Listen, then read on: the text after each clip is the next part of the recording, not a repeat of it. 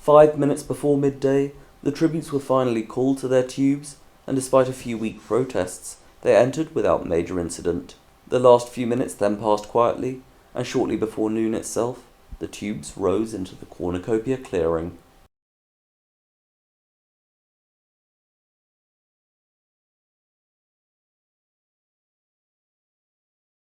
The arena used for the grand final was known as the American Nightmare.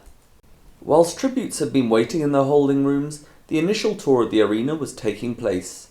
Yet when the arena came into focus on the screen in Snow Square, many viewers voiced their confusion at what they were seeing. It is also worth noting that only capital citizens who had proved themselves to be loyal to President Gall and the ethos of Panem were allowed to watch the grand final from Snow Square. Background and surveillance checks were therefore performed on all citizens who applied for places in Snow Square, which unfortunately led to a meagre 53% level of attendance, due to an unfortunately high level of radical behaviour within the capital over the last few days. Immediately after announcing the name that Gamemaker Fling had given to this arena, Eugenia explained that it was a comedic twist on the American dream, which was often used as an expression in old America to describe the act of living a successful life in this country. Furthermore, the arena was designed to replicate the former country in terms of its shape, terrain, and even what was known of its local ecologies. Although the meandering borders caused inconsistencies within the arena's dimensions, Rubius announced that the largest distance from west to east was just over 3 kilometers, whilst the largest distance from north to south was almost exactly 2 kilometers. This arena was therefore larger than all the district arenas that have been featured so far this year, and almost the largest in the history of the Hunger Games. 5 vertical zones formed the arena, starting with Zone A in the east side, and Rubius continued the tour by showing the different areas of this zone. In the far north was a hill of rocky coves with a sizable sandy beach that flowed inwards from the eastern perimeter.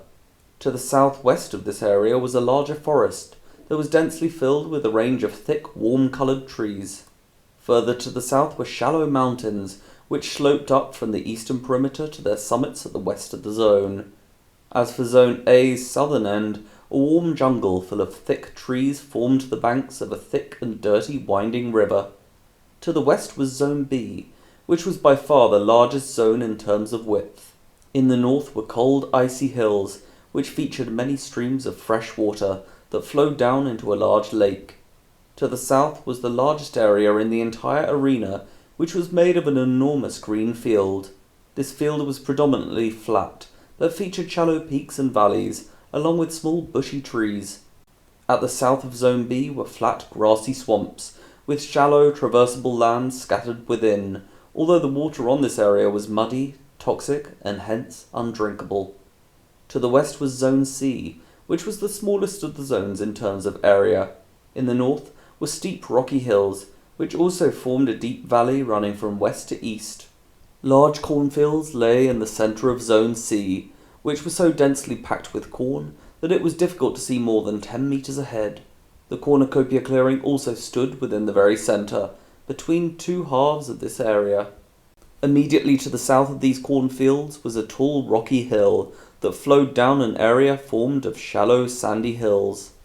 Zone D was almost as wide as Zone B and featured more individual areas than any other zone. In the northern area were steep rocky hills that also featured a forest and lake within its eastern side. Yet to the south of this forest was what appeared to be a large rainbow-coloured lake, which may have looked appealing to the eye, although it was soon revealed to be a boiling spring with water hot enough to burn human flesh. To the southwest of this spring was an area of shallow salt flats that even contained several salt lakes in which one would float instead of sink. Immediately to the south of the spring were several rocky and icy hills, with a valley that descended through the western half of this area. At the southern end of Zone D was a hot desert, with several enormous red rocks that were difficult but not impossible to climb. The final zone that Rubius introduced was Zone E, which formed the western side of the arena. A thick forest covered the northern half of this zone, with trees so tall that light could barely reach the ground between them. To the southeast of this forest was a large dune, with sand that became extremely hot beneath the sun and a peak that meandered from west to east.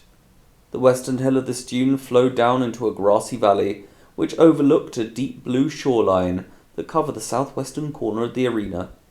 The perimeters on all four sides of this arena featured graphics that showed a continuation of the areas that they bordered, although shimmering could be seen and whirring could be heard from these perimeters in order to alert tributes that these graphics were not real.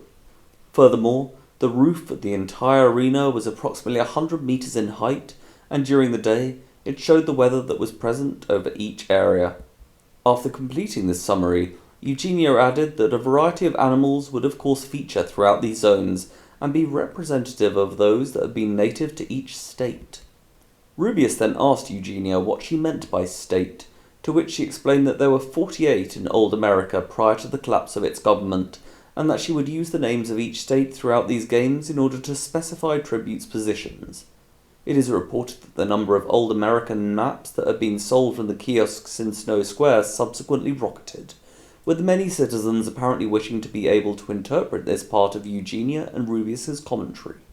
The Cornucopia clearing lay within cornfields at the very center of the arena, on the border between Nebraska and Kansas, in the middle area of Zone C. This flat clearing was approximately 50 meters in radius, with a perimeter that was formed by thick crops of corn, that Eugenia dubbed the corn wall. However, a small area of flat ground also lay around this corn wall, before leading into further cornfields. The podiums formed a complete circle around a tall, thick pillar, which featured small holes on all of its sides, that tributes could potentially use to climb the pillar. A distance of approximately 10 meters lay between the podiums and the corn wall, as well as between each of the podiums themselves. Within 20 meters of the central pillar were limited supplies of bread loaves, cheese blocks, fruit bags, water bottles, sleeping bags, ropes, and matches, strewn at all angles of the clearing without any apparent pattern. Yet within 10 meters of the central pillar were a range of weapons that Rubeus excitedly mentioned to have been featured in the district games of the past weeks, including spiked rakes, chainsaws, scythes, axes, tridents, swords, spears, bows and arrows, and throwing knives. Although Rubeus was clearly excited to discuss which of these weapons he would most like to see used, Eugenia jokingly interrupted him when the podiums could be heard entering the arena. Whilst tributes' eyes accustomed to the sunlight and the blue sky above the cornfields, most of them began to look at the supplies that lay ahead, while some looked behind and beyond the clearing, but the height of the corn stopped them from being able to see very far into the distance. Game Maker Fling wished that the odds be in the tributes' favour, and the countdown began. As the time began to descend from 30 seconds, Rubeus noted that many tributes were unable to see their district partners due to the large pillar in the centre that was obstructing their views of each other. However, most continued to focus on the supplies that lay ahead, whilst Eugenia quickly commented on who looked like they were about to do a runner. The countdown passed through 5 seconds, and whilst the career tributes gave each other some final looks, many other tributes were on the edge of their podiums and clearly ready to run. The cheers in Snow Square then reached a crescendo, and the gong sounded. Most tributes sprinted ahead, although some ran at angles to the central pillar, depending on the supplies or weapons that they appear to be aiming for. Yukon immediately jumped back from her southeastern podium, and within seconds she was slowly pushing through the corn wall. Baffin also jumped away from his podium, but instead of running through the corn wall, he rested within its corn, and turned back to see the other tributes beginning to grab supplies or clash with each other. Meanwhile, Glitch had turned and run from her northeastern podium, and she maintained this direction as she fled through the corn wall. Clara had also turned from her eastern podium, although she headed in a northern direction as she escaped the clearing. In fact, she and Glitch almost collided when they entered the surrounding cornfields, but whilst they heard shouts and screams from the clearing, they ran even faster in their respective directions. In the Cornucopia clearing, almost all the other 20 tributes had run in when the gong sounded, although Tritica remained on her southern podium, where she seemed too scared to move. On the northern side of the clearing, Shell, Octavia, and Drinn all ran south, although neither of them seemed to notice that Toad was running towards them from the west, after having spotted a chainsaw during the countdown that lay on the northern side of the clearing. Shell snatched up a water bottle and looked up to see Dazzle running ahead in a southeastern direction, and hence away from her. Shell glanced around, and upon seeing that she was in no immediate danger, she scurried forwards and grabbed a sleeping bag that was closer to the weapons. However, a split second later, Tobe grabbed the chainsaw that lay just a meter to Shell's right.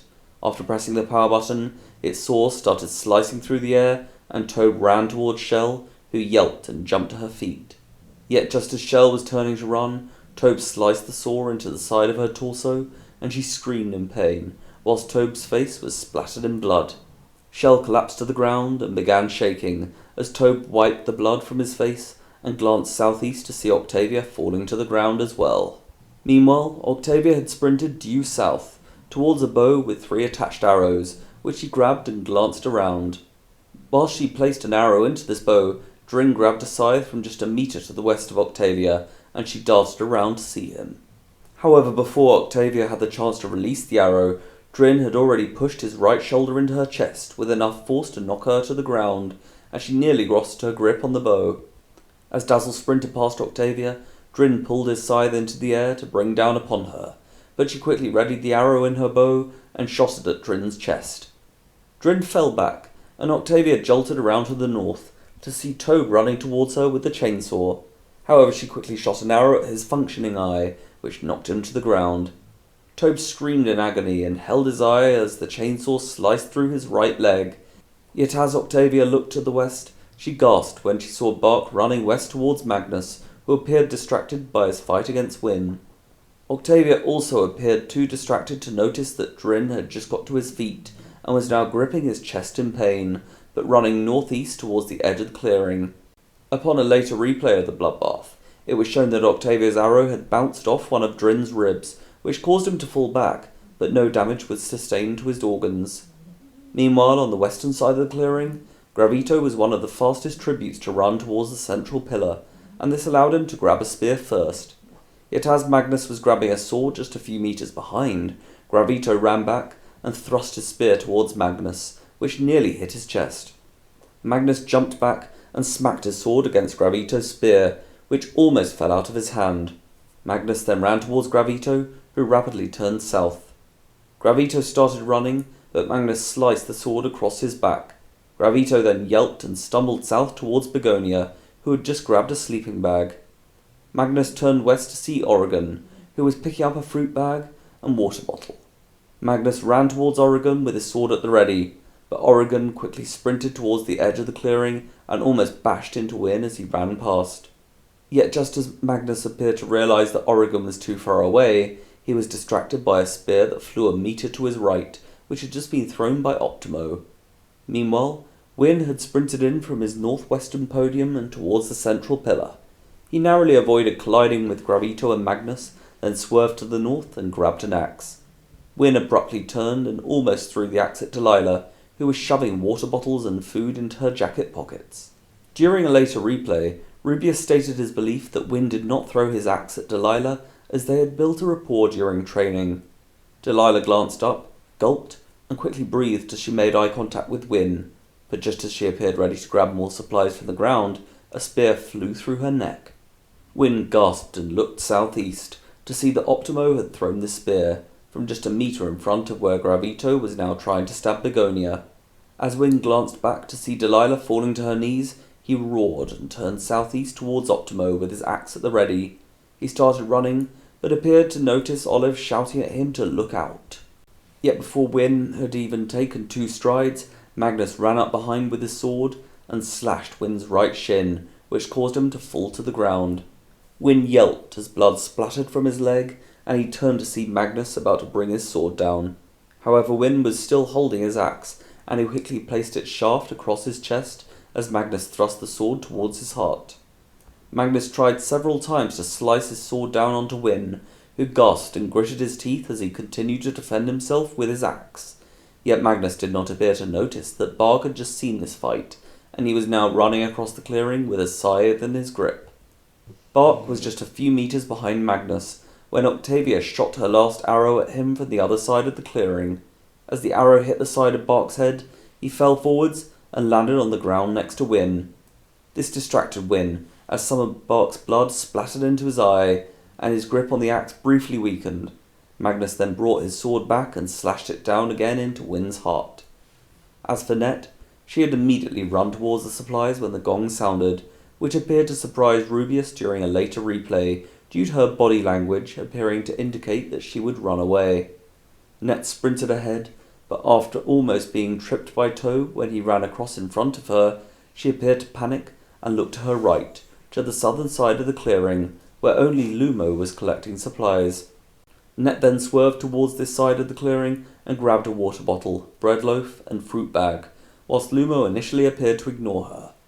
Lumo had hesitated slightly upon hearing the gong, but he proceeded to run in slowly towards the supplies south of the central pillar. He then grabbed a bread loaf and a cheese block, before looking around in confusion until focusing on Net, as she began to grab supplies to his left. Yet after focusing on Net, Lumo charged forwards and tried to grab the water bottle from her. She swore and lunged back, before yanking the bottle free from Lumo's grip and smacking it against the side of his head. Lumo dropped his cheese block, but still gripped onto his bread loaf as he looked east to see Olive running towards him with an axe. Yet he appeared to panic and ran south before she could reach him. As Olive ran west, she collided with Optimo's right side, which almost caused him to drop the spear that he had just picked up. He quickly jabbed it in Olive's direction, but she had already run beyond its jabbing distance. Olive then spotted that Lumo was running away from Net, and she turned back towards the central pillar, presumably to grab another weapon. Yet just as Olive jolted around, she noticed Optimo about to throw a spear towards her. Olive immediately threw herself to the ground, and the spear narrowly avoided her head, but flew past and into Delilah's neck. Olive gasped, but as Optimo ran to grab another weapon, she looked up to see Wynne running in her direction, seemingly unaware that Magnus was chasing him. Olive shouted at Wynne to look out, but upon seeing him being tripped to the ground by Magnus, she appeared to panic and jolted around to see Optimo, who had just grabbed a chainsaw and was holding it within the pile of weapons, presumably to dissuade other tributes from trying to access them. Olive briefly looked at Optimo, and as the pair made eye contact, Rubius later stated that she probably did not wish to throw the axe that she was holding, as she may not be able to access another weapon. Olive then noticed Gravito running south towards Begonia, who lay just a few meters to her left. Yet as Olive saw him running, she noticed a set of 3 throwing knives that he had just passed over.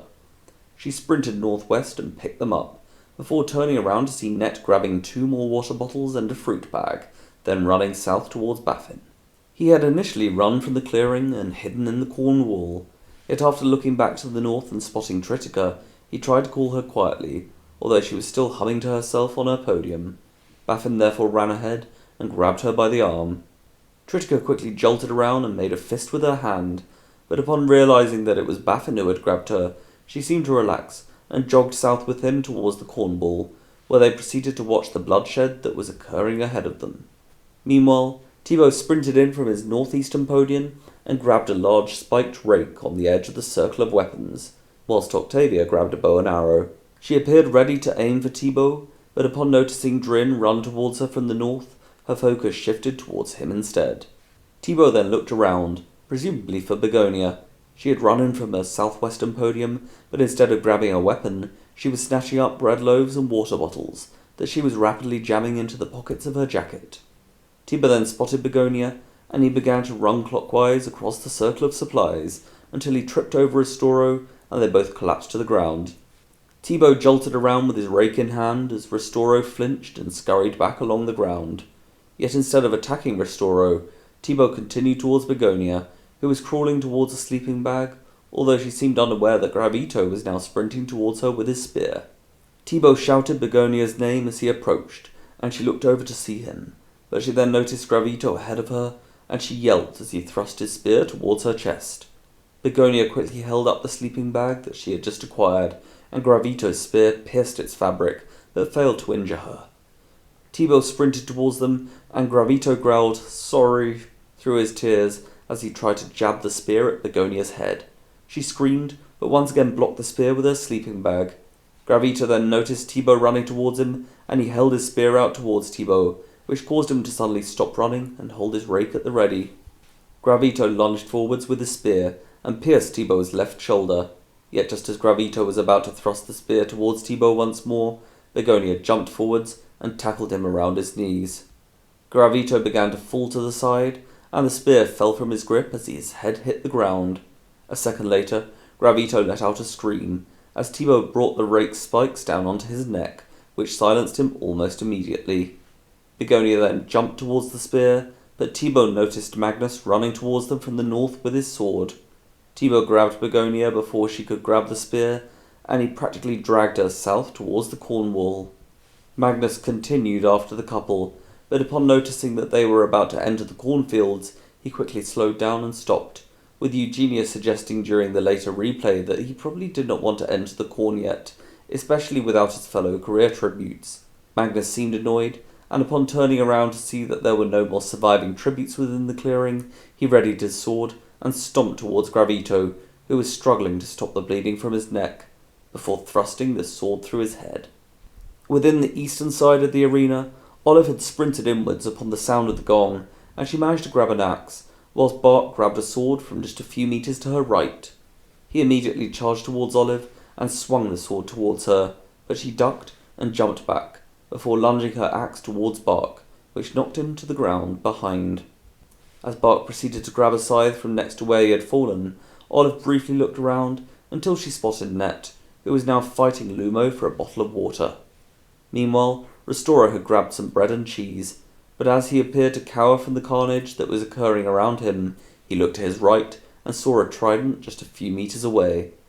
Restorer ran forwards, but collided with Thibaut, which caused them both to fall to the ground. Restorer's eyes widened, but Thibaut continued running, and Restorer looked down to his left to see a set of 3 small throwing knives. Yet as he grabbed them, some blood hit the back of his head, and he darted around to see Selina, who had just been hit in the chest with a knife that was thrown by Dazzle. Restorer gasped as he noticed Dazzle looking towards him, and as he scurried back along the ground, she released another knife in his direction. As for Dazzle, she sprinted in from the northwest and grabbed a set of throwing knives, before turning and seeing Selina grab some matches and a sleeping bag just a few meters away. Selina quickly looked up and appeared ready to run, but just as she got to her feet, Dazzle threw a knife that hit Selina's chest and she fell forwards. Dazzle then turned, and upon seeing Restoro scurrying back along the ground, she threw another knife towards him. However, from an apparent impulse, he quickly put his right foot up in front of the knife's trajectory, and it lodged into the thick rubber sole on the side of his foot. Dazzle was clearly angered that she had just failed to kill Restoro, but with only one knife left in her hand, she looked around for other targets. Meanwhile, Restoro appeared to feel some pain, and he yanked the knife from his shoe, although this made him wince. Amazingly, Restoro then leaned forwards and picked up the trident that he had seen, but as he looked around, he saw Olive sprint towards him with her axe in hand. Dazzle quickly noticed Olive running towards Restoro, who held up the trident towards her. However, Olive shouted at Restoro to run, and as she caught up with him, she surprised both viewers and Restoro himself by helping him to his feet and then towards the eastern corn wall. Dazzle readied her knife and was about to throw it, when Selina suddenly tackled her from behind, and the girls both fell to the floor. Eugenia was shocked during the later replay to see that although Selina had been stabbed in the right lung, she somehow managed to get to her feet, before vengefully hobbling towards Dazzle as she watched Olive and Restoro. Selina snarled and coughed as she lay on top of Dazzle, who was struggling to push her away, yet after a few seconds, Dazzle freed her other hand and stabbed her knife into Selina's head, which stopped her moving. Blood then fell from Selina's mouth and onto Dazzle's face, which she quickly wiped away. Yet just as Dazzle was about to push Selina off, Octavia ran towards them with an axe, which she sliced through Selina's neck with such force that her head fell onto Dazzle's face, with a flurry of blood splattering in all directions. Dazzle spluttered and pushed Selina's head away in disgust, before looking up at Octavia, who grinned and said that she wanted to check the 5 was dead. As Dazzle quivered and wiped the blood from her face and hair, Octavia turned and walked back, whilst clearly trying to not laugh at what she had just done. Optima and Magnus were still defending the supplies with their weapons, and as Dazzle looked around, she appeared to realise that all the surviving tributes had now fled from this clearing. Dazzle got up and headed back to the central pillar, where Octavia had joined the boys. Magnus expressed his annoyance at Octavia for killing Bark, claiming he told her in advance that he wanted to kill Bark. However, Octavia grinned and joked that Bark could have killed Magnus if she had not intervened, and that at least his first pick was dead. Yet as Dazzle approached the other careers, Octavia stared at her and stated that she had several chances to kill Olive just now. Dazzle looked ready to reply, but Octavia angrily continued that she had almost been killed by the 9 boy, and that Dazzle ran past without helping. As Dazzle poured the contents of a water bottle over her face and hair, she replied that she was sorry, but that she had not noticed Drinn trying to kill her. Octavia continued to push this point, whilst Dazzle continued to apologise. During this time, Eugenia checked the relevant footage and chuckled when it clearly showed Dazzle looking back and seeing Octavia struggle to defend herself against Drinn. Magnus seemed slightly amused by this disagreement, but Optimo eventually came between the girls and ended the argument, stating that they were lucky to all be alive, uninjured and armed, adding that not all career packs were this fortunate. As the girls stopped arguing and appeared to accept what Optimo was saying, Magnus added that most of the runt group had survived, and that he thought he saw them heading east. For the next few minutes, the quartet gathered the few remaining supplies, which mainly included unclaimed weapons and bread loaves. As they placed them in a pile by the central pillar, 7 cannons sounded, and Dazzle speculated aloud about the locations of the other tributes. The hovercraft then descended and collected the bodies of the 7 fallen tributes that lay scattered around the clearing. Once it had left through the arena's ceiling, Optimo suggested making the runts, or the newlyweds, their next target, and the other careers appeared to agree. Meanwhile, Oliver and Restoro had narrowly escaped to the eastern side of the clearing following the bloodbath. As they collapsed into the surrounding field, Olive quickly asked Restoro where the others were, and he blinked and breathed, then pointed southwest, towards the south of the clearing. Olive grabbed Restoro by the hand and quickly led him in this direction, whilst Baffin and Net pushed further south through the field, and Tritica frantically looked behind to the north. Yet after almost a minute, Tritica gasped and pointed northeast, towards the approaching sounds. Seconds later, Restoro and Olive almost collided with Net and Baffin respectively, which caused Tritica to yelp quietly, but Olive and Restoro both seemed pleased to have found this trio, and Olive gestured to follow her west. She and Baffin led the way, and they quietly, yet quickly, headed through this field, often looking around to check on Tritica, who was silently pacing behind them. At the rear of the pack, Net was supporting Restoro, whose foot seemed to be hurting after the injury that he had received from Dazzle's knife. Olive loudly whispered to not speak during this time unless it was urgent, so that they would not be heard by other tributes, and the group remained almost silent. Yet after almost 10 minutes, Baffin and Olive seemed to notice that they could see further ahead through the corn, and Baffin relayed back to the others that they were about to reach the edge of this field. A minute later, the group reached the eastern edge of Colorado, and they each marveled at the fine views in all directions, which included the rocky desert of New Mexico to their left, the salt flats of Utah ahead, and the rainbow spring of Wyoming to their right, as well as various other terrains beyond. Yet they were suddenly distracted by the hovercraft flying down from the ceiling, and the 7 cannons that followed, the first of which made Tritica jump. Net then suggested that they headed west, down the rocky valley that lay ahead, so that they were more hidden, which would give them a good place to rest. The group followed Net west, and into the start of the valley's decline, before resting roughly 100 meters in, and speculating about who had died. Olive immediately lamented that she saw Wynne being stabbed by Magnus, which clearly shocked Net and Baffin, the latter of whom said he thought that Wynne could win, to which Olive gave him a bittersweet smile. Net then placed her hand on Baffin's shoulder, and mournfully told him that Shell died during the bloodbath as well. Baffin closed his eyes for a second, and nodded as he opened them, before asking who had killed her, to which Net answered that it was Tobe, which appeared to surprise Olive. She added that she saw Optimo killing Delilah, and Restoro put his head in his hands, then said that he needed some time. He proceeded to head slightly further down the valley, where he sat quietly as tears formed in his eyes. Tritica headed up to the top of the hill, whilst Baffin, Olive, and Net discussed what they knew about Restoro and Delilah's friendship, and Net mentioned that they had helped each other to achieve victory against a stronger couple during their district games, and had remained friends in District 12 since. After resting for a few more minutes, Net moved down the hill to speak to Restoro, whilst Tritica began to breathe erratically as she looked back into the cornfields, and Olive looked up to ask what was wrong, but Tritica continued to stare east. Olive then shouted down to Restoro and Net that Tritica was timbering, and they needed to continue down the valley. Net asked Restoro what Olive meant by timbering, but he wiped away a tear and grinned as he replied that he had no idea, but that the cornfields were probably giving Tritica a sense of post-traumatic stress due to their similarity to her district arena. As Net safely led the way down the rocky valley, Tritica seemed distressed, and she continuously said Drinn's name. Restorer asked if he was dead, but none of the group seemed sure. Baffin suggested waiting for him, but Olive replied that this would be asking for trouble, especially if he were already dead. Yet as she helped Tritica down the hill, she said that they would try to find him.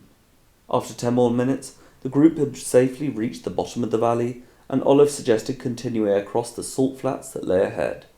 Restorer voiced his concerns about the safety of crossing this ground, which he incorrectly identified as ice, but Baffin felt the ground, then said that it was not ice, and that the lakes they could see may even contain fish. Restorer appeared hesitant to cross this ground at first, but Baffin pointed to the girls, who were walking ahead without falling through, and this appeared to convince Restorer to cross the salt flats with Baffin. After catching up with the girls, the group approached a lake, and Baffin looked carefully at its water, but said that he could not see any fish, which seemed to disappoint Net, although Tritica was occupied with feeling the salt in her hands and placing a handful in her pocket, which appeared to confuse Olive, although she said nothing. Net then led the way to the sand dune of Nevada, and the group almost immediately seemed to sense the heat, removing their jackets as they climbed the steep hill.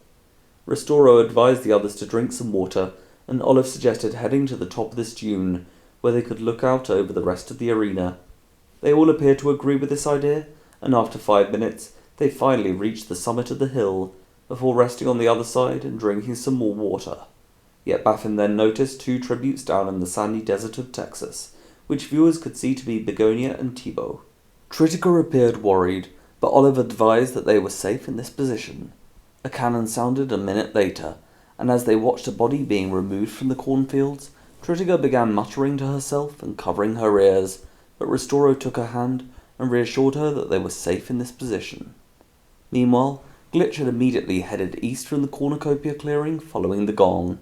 At first, she ran through the surrounding cornfields before slowing to a jog and then walking as she reached the field of Missouri.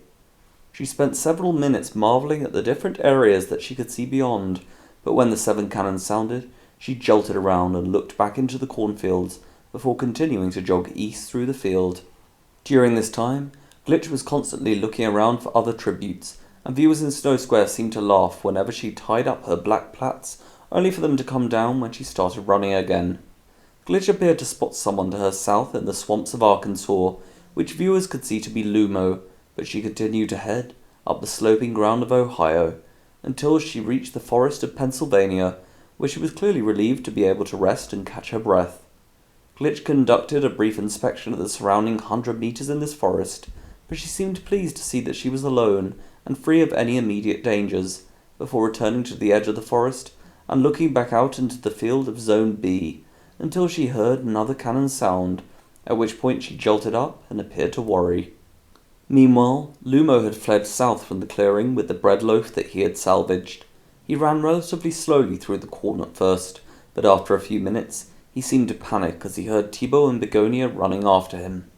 Viewers in Snow Square cheered once it looked like the couple were about to catch Lumo, but when they were just 8 meters behind him, he suddenly turned southeast, and it appeared that neither Thibaut nor Begonia had any idea how close they had been to Lumo.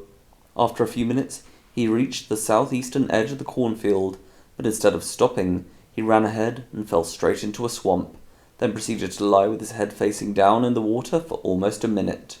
Upon noticing this, Eugenia asked if Lumo was dead, and Rubius looked at the screen closely for a few seconds, until the first of the 7 cannons sounded, and Lumo suddenly rose out of the water, which made Eugenia jump, and Rubius laughed at her reaction. Instead of getting out of the swamp, Lumo continued to wade east and look out in several directions, whilst occasionally looking into the sun and appearing to talk to his right shoulder.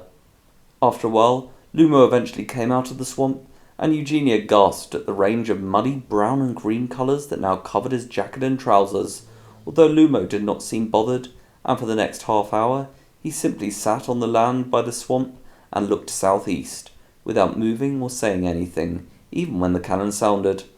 Rubius added that Lumo was very fortunate nobody had found him yet, as he was a sitting duck in this location. As for Yukon, She had travelled east from the Cornucopia clearing, limping through the corn as quickly as she could, whilst resting on a regular basis and stretching her leg. When she was resting just 100 meters west of the field of Iowa, the first of the 7 cannons sounded, and she quickly jumped up, before breathing erratically and carrying on east with tears forming in her eyes. After almost 10 minutes, Yukon finally hobbled over the edge of the cornfields, and she collapsed into the field of Iowa, which was met with sarcastic applause in Snow Square. Another minute passed, and she finally got to her feet, then continued walking east for a few hundred meters, until she seemed to spot Glitch in the distance, at which point she threw herself to the ground by a small tree. Yukon rested against this tree and appeared tired as she looked to the south. Every once in a while, she stretched her leg, but it was once again proving to be too painful, and so she simply sat there and hummed a song to herself, until a cannon sounded, and she watched with a worried expression as the hovercraft collected the body from the cornfields to her west. Meanwhile, Oregon had sprinted northwest with a water bottle and fruit bag that he had taken from the Cornucopia clearing. He maintained a decent pace and became the first tribute to reach the edge of the cornfields, arriving at the northeastern corner of Colorado's Rocky Hills after just 7 minutes. Oregon stopped and spent a minute looking out at the wondrous view to his west, before appearing to think carefully, and he started to walk west along the northern edge of Colorado until he reached the southeastern corner of Wyoming, from which he gasped as he looked at the rainbow spring ahead. Whilst Oregon carefully neared the water of the spring, he seemed to sense the boiling temperatures that emanated from the bubbling waters, and he removed his jacket, then appeared to decide that it was best to simply continue moving away from the spring. Oregon headed west, and he began to cough as he looked to the spring on his right, whilst using his jacket to cover his mouth and nose from the fumes, before reaching the southern edge of Idaho. After looking around and contemplating his next move, Oregon climbed the hill to the north, until he had passed into Montana, and almost reached the perimeter. As he sat and looked out at the mesmerizing view, a camera showed what would be visible from this position, and Rubio stated that these tributes were extremely fortunate to be able to fight in such an amazing arena. Yet after spotting the large group heading west through the salt flats of Utah, Oregon seemed worried, and he quickly travelled southeast into the forest of Montana, where he rested and appeared relatively relaxed. He heard the cannon sounding almost 20 minutes later, but stayed still and did not react. As for Clara, she had immediately fled from the Cornucopia clearing when the gong sounded, before running north through the cornfields at a surprisingly fast speed, without looking back until she reached the Rocky Hills of South Dakota. Whilst Clara caught her breath, the 7 cannons sounded, and after spotting the hovercraft, she tried to climb the rocky hill, but after noticing that the incline was shallower to the east, she ran in this direction, then turned the corner and rested behind the rock as she caught her breath. Clara then noticed a small and hollow piece of stone that was hanging off a nearby rock wall, and she knocked her arm against it, which made her wince in pain. Yet after noticing a small crack that had formed, she hit it once more, and smiled as the stone broke off, before placing it in her pocket.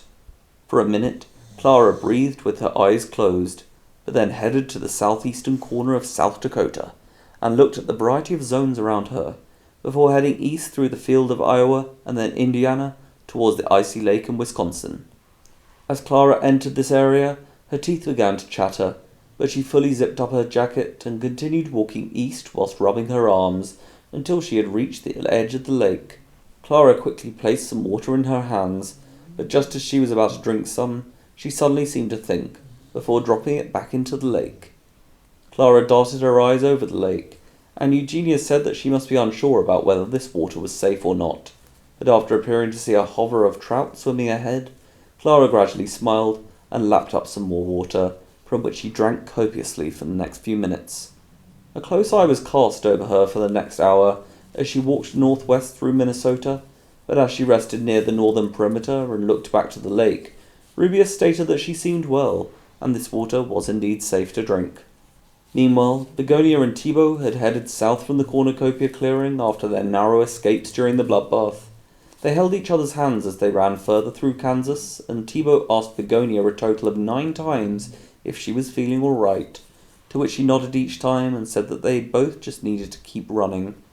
Yet when the couple were reaching the southern edge of Kansas, they both failed to notice that they were approaching the large stone hill that formed the northern side of Oklahoma.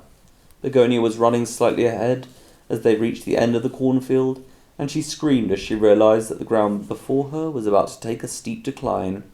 Thibault quickly pulled back on Begonia's jacket, and this caused her to fall to the ground, but she avoided the edge of the hill by a metre, and was therefore saved from falling straight ahead. Thibault held Begonia, but as the couple looked down the steep hill, he said that there must be a way to descend without hurting oneself. The couple then looked in amazement at the swamps to their left, and to the rocky desert to their right, until Begonia noted the path made of steps that lay just 100 metres to the west. She excitedly led the way along the southern edge of Kansas towards this path, and when the 7 cannons sounded, Thibault almost fell over in shock, before saying that he forgot how loud the cannons were. After a minute, the couple reached this path, which they began to descend, yet when they were roughly halfway down the hill, Begonia pointed to the east, where she could see Lumo, and she said that someone should help him. But Thibault immediately responded that this person would not be either of them, and that if Lumo thought it was a good idea to be sat out in the open like this, no amount of help would save him. The couple eventually reached the bottom of the hill, and they finally caught their breath in the sandy desert of Texas. As they walked southwest past another slope, Thibault asked Begonia once more if she was feeling all right, and if she felt any pain, to which she grinned and stated that she felt fine. Yet as Thibault took off his jacket, Begonia suddenly noticed blood coming through the t-shirt over his shoulder. She initially panicked and asked what happened, but Thibault calmed her, saying that he felt fine and it was just a scrape. Begonia asked him to take off his t-shirt, and she gasped at the wound, but Thibault laughed and said that it was not that bad. Even Rubius chuckled and stated that other tributes had survived much worse than this. Thibault gradually reassured Begonia, telling her to rest and that he could still take care of her. However, she fired back that he was the one who needed to rest, and that she had proved during the district games that she could look after herself. Thibault then joked that Begonia had 2 simps doing this for her, but she struggled to contain a smile as she jokingly hit him, before replying that it was his idea. Begonia then reminded Thibault to not let any sound near his wound, and for the next half hour, the couple relaxed, but kept watch in various directions as they spoke about the other tributes, the events of the previous evening, and more about their lives and families back in District 11. Upon hearing the cannon, Begonia appeared slightly worried, but after spotting the hovercraft in the cornfields to the north, Thibault reminded her that they were safe down here. Whilst the other tributes had been moving away from the central clearing, the career pack rested there, inspecting the supplies and practicing with the different weapons against some of the holes on the central pillar. Magnus and Optimo began to discuss the other tributes' locations, but when Drinn's name was mentioned, Dazzle interrupted and stated that he may still be in the cornfields, firstly because he was from District 9, which was full of fields like these, but also because he had used cornfields to his advantage during his district games. As the boys appeared to process this information, Octavia turned around, and she seemed annoyed to admit that this sounded correct. Dazzle then climbed the central pillar and looked south, stating that the views were breathtaking.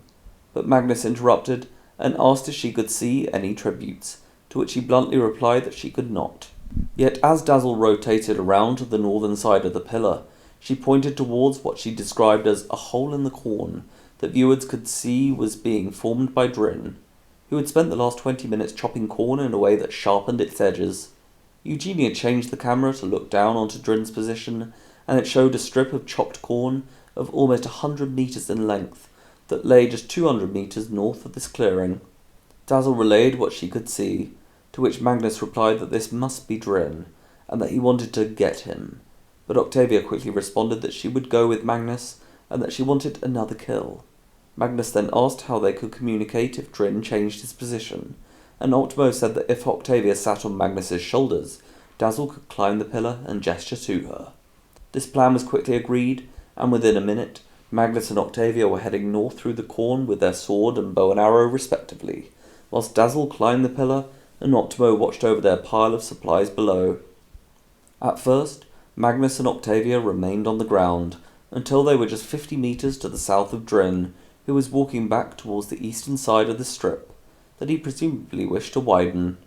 Octavia then climbed on top of Magnus's shoulders, and Dazzle was able to sign that they had slightly further to go. Octavia nodded, before getting down and whispering to Magnus about how smug she found Dazzle, whilst Dazzle herself said to Optimo that she hoped either Magnus or Octavia became impaled on the corn. Meanwhile, Magnus and Octavia slowly crept forwards, until they began to hear Drinn's scythe slashing against the corn. Octavia then gestured to Magnus that she would head to the left and curl around behind Drinn. Magnus nodded and whispered back that he would remain here with his sword. For the next 3 minutes, Octavia very slowly moved around the edge of the sharp corn, whilst supporters of Drinn in Snow Square shouted at him to run, although it was clear that he was oblivious to the impending dangers. Meanwhile, Octavia crept east until she was stood behind Drinn, and after slowly heading south, she appeared to spot him through the corn. Drinn suddenly stopped chopping and looked up, then to the side, and Eugenia said that he knew something was going on, whilst many viewers in Snow Square held their breath in suspense. Octavia shot her arrow forwards, and it hit Drinn in the middle of his spine, which saw him shout in pain as he fell to the ground. He then gasped and tried to crawl forwards, but he was unable to move his legs, and he therefore continued to writhe in pain. Magnus slowly marched forwards into the strip that Drinn had just made, whilst Octavia entered the other side and gasped with delight as she saw Drinn. Whilst Magnus approached, Drinn grabbed his scythe from the ground nearby and tried to slice it at Magnus's leg, but he quickly knocked it out of Drinn's hand with his sword. Octavia said that she would kill him, and Drinn performed a 3-finger salute, before looking into the sky and telling his husband, Tef, that he loved him. Octavia readied the arrow in her bow, but Magnus quickly sliced his sword down through Drinn's neck. A cannon sounded, then Octavia pushed Magnus and raged that he said she could kill Drinn, but he turned back to her and apologized, adding that after this emotional display, he could not resist killing Drinn himself.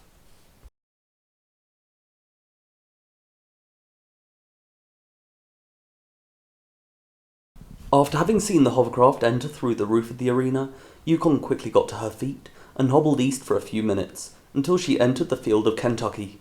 She continued down a sloping hill, but soon lost her footing and tripped, before collapsing at the bottom and crying as she held her leg in pain. Meanwhile, Magnus and Octavia headed back to the Cornucopia, and the former told Optimo and Dazzle about what had happened to Drinn. Yet Octavia seemed restless, and soon interrupted that they should hunt now for more tributes. A brief discussion ensued, during which Dazzle said that they should maybe wait in the clearing until it was dark, when she believed that it would be easier to sneak up on the other tributes. However, Optimo soon sided with Octavia, who was clearly struggling to control her passion to start hunting. Upon appearing to realize that she was outvoted, Dazzle said that she would stay and keep watch over the supplies, but suggested that the others headed east, as this was where she had seen Olive and Restero running from the bloodbath. Within a minute, the trio had armed themselves, and Dazzle climbed the central pillar, from which she looked out at the surrounding cornfields. Meanwhile, Yukon was still writhing in pain and gripping her leg within the field of Kentucky. She managed to reach the top of the next hill to the east, and crawled forwards until she reached the nearest tree, which she leaned against in exhaustion for the next few minutes. However, as Yukon closed her eyes and caught her breath, she failed to notice that Optimo, Magnus, and Octavia had just entered the field of Iowa to her west. The trio looked around the field in wonder, and then towards the other areas that lay ahead, until Octavia jumped and shouted that she could see someone sitting against a tree in the distance. As Octavia brandished her sword and sprinted east with Optimo and Magnus in tow, Yukon appeared to be on the verge of sleep, and she was clearly unaware of the approaching danger. Yet within a minute, she suddenly heard a ringing in the air above, and she looked up in surprise to see a sponsor gift coming down behind her. Whilst Yukon jolted around to grab the gift from the ground, Eugenia informed viewers that each tribute would only be gifted once throughout these games, and that their mentors would need to decide which sponsor gift they would choose from those that were offered to their tributes, as well as when this gift would arrive.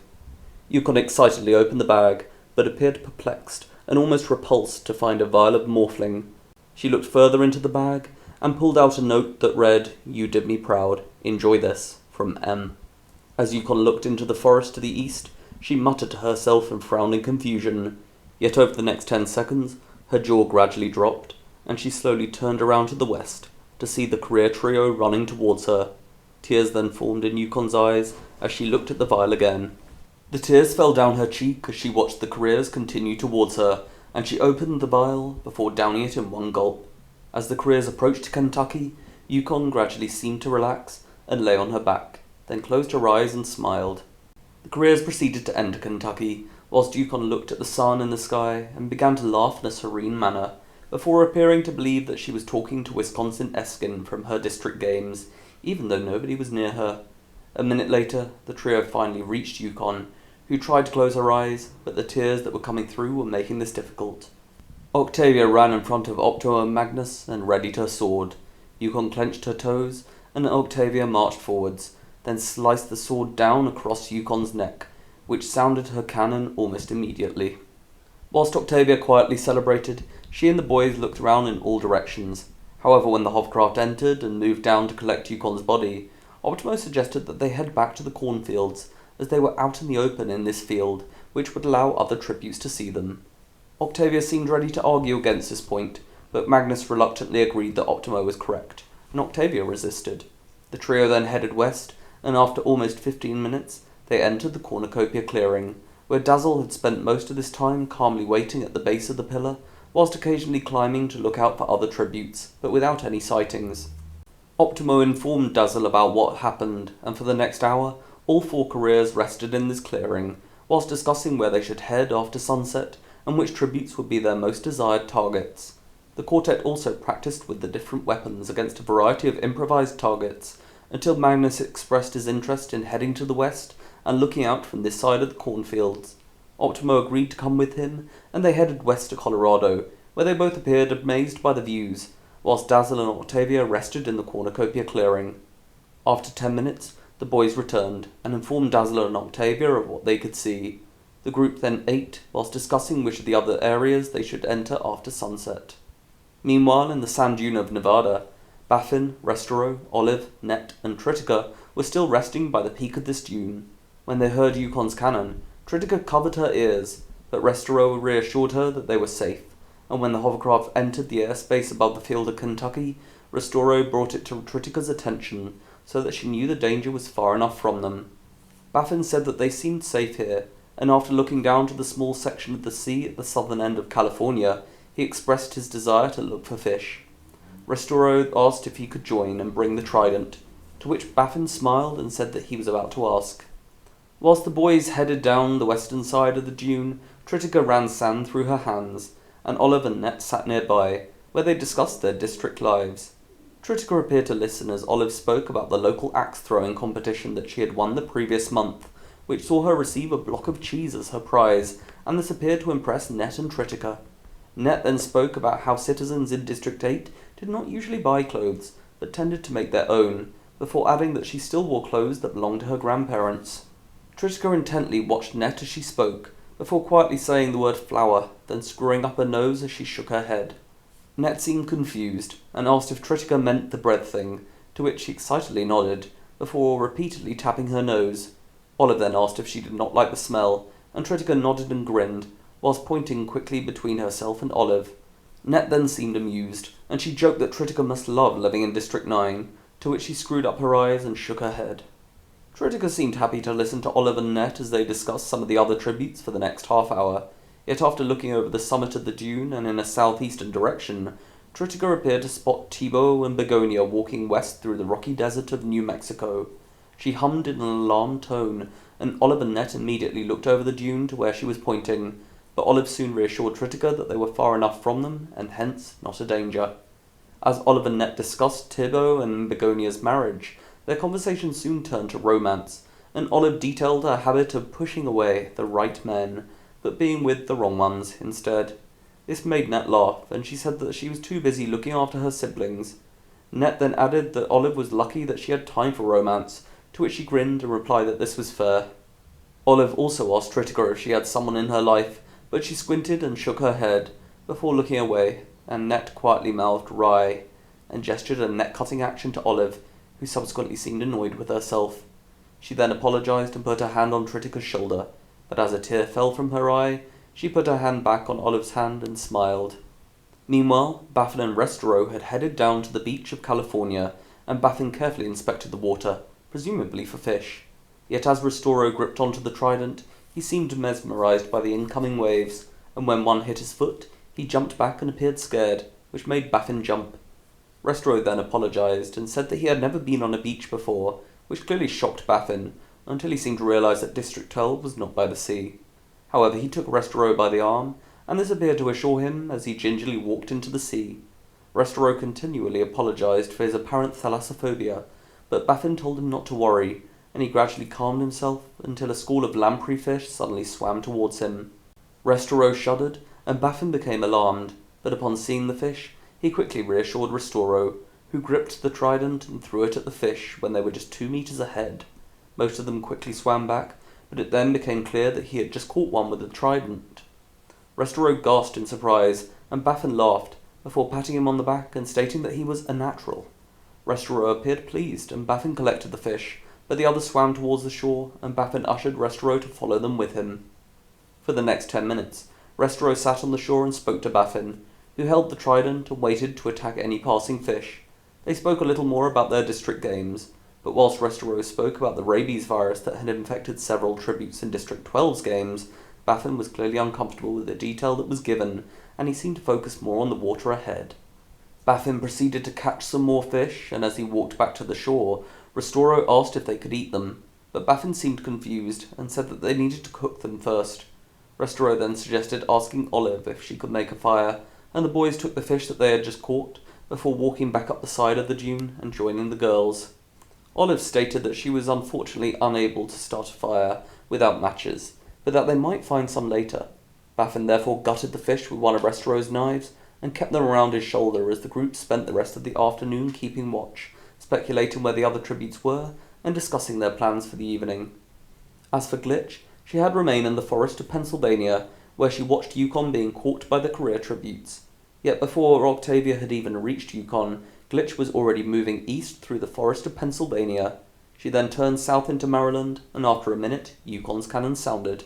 Glitch cautiously waited and stared west through the brightly coloured trees for several minutes, until she appeared to realise that no other tributes were coming this way. She sat down and rested, whilst breathing out in relief, but after just a few seconds, she appeared to notice 7 red squirrels watching her from a tree's branch that lay above. Glitch stayed completely still and watched them, muttering under her breath about what these animals could be. This allegedly caused some confusion in District 3's viewing square, as there were many squirrels in and around the district, but Eugenia quickly stated that Glitch may still be in shock. She very slowly stood up and turned south, whilst looking up at the branches of this tree without blinking. She kept walking until she appeared to spot the southern edge of the forest in the distance, but seconds later she also noticed a large array of squirrels within the trees ahead. Glitch's breathing hastened, and she appeared to panic a little as she continued creeping, then walking, then jogging south. Yet as some squirrels above started squeaking, she gasped and broke into a run. It was at this point that several of these squirrels pounced from the branches. Glitch yelped as she waved her hands around at the squirrels that were now climbing all over her body. She yelled at them to get off, and for someone to help her as she continued to run, but within seconds she had fallen over. Glitch screamed even louder, and as the squirrels began to bite her, she continually smacked them with her hands, and even started rolling to each side. However, despite not being the heaviest tribute, the weight of Glitch's body appeared to cripple many of the squirrels that fell beneath her. She quickly scampered to her feet, before running north, but upon appearing to realize that she had just come from this way, she screamed and turned back to the south once more. A squirrel jumped at Glitch's face, but she screamed and smacked it away. As she continued to run south, she was still attacked by some more squirrels, but less than the amount that had attacked her initially. After another minute, Glitch ran south into the hills of Virginia, in which she immediately began to fall down to the east. Glitch screamed even louder as her body knocked into various bushes and small trees on this hill, but after falling against a prickly gorse bush, she managed to stop moving. She shuddered in pain as she rested on the side of this hill, before darting around in fear, but she appeared pleased to see no other dangers present. For the next 2 hours, Glitch was clearly in pain, and she hardly moved as she tended to the bites and scrapes that she had just received. Rubius and Eugenia occasionally returned the focus to Glitch, but she stayed still and simply looked out east to the sea that was shown upon the perimeter. As for Lumo, he remained in the swamp of Arkansas and continued to look south in an apparent daze. After hearing Yukon's cannon, he mouthed something to himself, but whatever he was saying was unintelligible. Eugenia was just about to change the camera, but he suddenly stood up and began to wade south through the swamp. Whilst Lumo focused on the perimeter ahead, at the south of Louisiana, Eugenia guessed that he was simply trying to move away from the cornfields. After almost an hour of travelling south across more swampy water and marshland, he waded into Louisiana.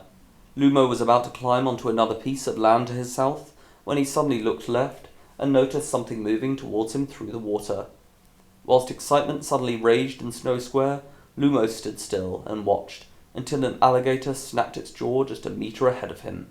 He yelled loudly and shuddered, before practically jumping from the swamp and up onto the land.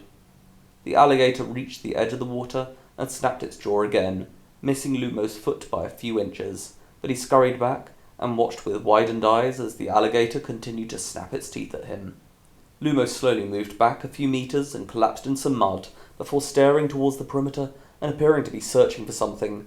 After a few minutes, 2 more alligators joined the one that had almost bitten Lumo, but he seemed to ignore them and continued muttering to himself for the next few hours. Meanwhile, Oregon had remained in the forest of Montana, where he mainly looked south towards the Rainbow Spring of Wyoming, but occasionally turned around and appeared to keep on his guard during this time, especially after hearing Yukon's cannon. Yet upon seeing how far away the hovercraft had been when it took her body, he seemed relieved to some degree. After a while, Oregon tried to climb one of the trees that lay next to him, but with no branches on their sides, this soon proved difficult. He also rubbed some of the dirt on the ground against his fingers, and appeared pleased when he noticed that his hand camouflaged fully against the ground, although after smelling his hand, he seemed to decide against covering any more of his body with this dirt. Another hour passed, and Oregon once again began to look around, until he appeared to notice the large stones which lay at the top of the hill by the northern perimeter, on the Idaho side of this area. He quickly looked around, before running over to the top of this hill and examining these stones, which he looked at nonchalantly, until he noticed several small gems that lay within them.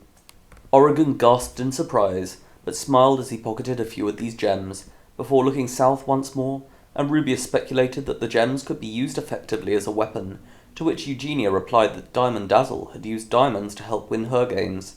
Yet after squinting to the south and seeing Tebow and Begonia in the rocky desert of Arizona, Oregon seemed to worry slightly, and he returned to the forest of Montana, where he rested for the next few hours. Meanwhile, Clara had rested by the northern perimeter in the icy hills of Minnesota, from which she looked out at the rest of the arena. After seeing Optimo, Octavia, and Magnus move east through the field of Iowa, Clara appeared to worry slightly, but she quickly and quietly moved west until she entered North Dakota, before hiding behind a large rocky hill and watching the careers until the hovercraft took Yukon's body. Once the careers had re-entered the cornfields of Kansas, Clara seemed to relax slightly, and she began to throw some stones against a target on a nearby rock, with varying levels of success. Yet she seemed to become quite sullen during this time, and after letting a tear fall from her right eye, she spoke out loud to her sister, Anna, who had died in the district games. During this open monologue, Clara said that she had run away on the gong like her mother and Michele had advised, and that she had found water, like they had also advised. Clara then seemed unsure of how to continue, but after almost a minute, she said that she would try to find food soon, but that the only place she could think of was in the Cornucopia clearing, which the careers were guarding. However, for the next 2 hours, Clara hardly said another word, and simply looked out at the rest of the arena, whilst occasionally rubbing her arms, most likely in order to keep herself warm from the colder temperatures that were travelling from the area to her east. As for Tebow and Begonia, they were still in the sandy desert of Texas when they heard Yukon's cannon, and the couple watched as the hovercraft came in to take her body. At first, Tebow said that they were safe in their position, but after Begonia spotted Lumo wading south through the swamps of Louisiana, she claimed that they were too close to danger and insisted that they move away. Tebow did not appear to need much more convincing, and he followed Begonia as she moved west into the rocky desert of New Mexico. Both tributes, but especially Begonia, seemed affected by the heat of this desert, and after removing their jackets, Tebow suggested heading back to the sandy desert, where the temperature was bearable. However, Begonia said that they could handle a little heat, and insisted that they were safer here. After 15 minutes, they reached a large red rock on the border of New Mexico and Arizona. After walking all around this rock, Begonia suggested that they stay on its southwestern side, so that they were protected by the shade, and unable to be seen from the Cornucopia clearing. Tebow seemed happy with this idea, and he insisted that Begonia finished one of their bottles of water, before using his jacket to fan her. This led to Begonia's braids swaying back and forth, which made her laugh, and she thanked Tebow, who said that he only wanted the best for her. The couple proceeded to eat some of their bread, fruit, and cheese, whilst relaxing and lying together. They hardly spoke during this time, but there was a moment in which Thibault said that he wanted to enjoy all the time remaining with Begonia, and she simply smiled, whilst gripping his hand even tighter as a tear fell down her cheek. In the Cornucopia clearing, the career tributes continued to rest and aim their weapons at various targets on the central pillar. As the sun began to set, they ate some food from their pile of supplies, whilst discussing what they had seen at the other tributes so far, and they appeared to come to a group consensus that no other tribute except for the Runts was worth considering a threat. Meanwhile, Baffin, Olive, Nett, Tritica, and Restoro remained at the peak of the sandy dune in Nevada, where they drank enough to keep themselves hydrated, whilst looking out in all directions and discussing what they knew of the other remaining tributes, as well as how they had won their games. However, after almost 2 hours, the sun began to set, and the group's view of the rest of the arena became less clear due to the onsetting darkness. Baffin then stated that as the group did not have a lot of food left between them, they should move down the dune and onto the beach, where he could check the sea once more, as it may also contain fish that did not need to be heated for them to eat. Olive initially objected to the safety of this area, but Restoro said that they could stand guard with their weapons, and Nett added that in the corner of the arena there were less angles for them to be targeted. Olive soon appeared to have been persuaded, and the group travelled down the western side of the dune before entering the beach of California.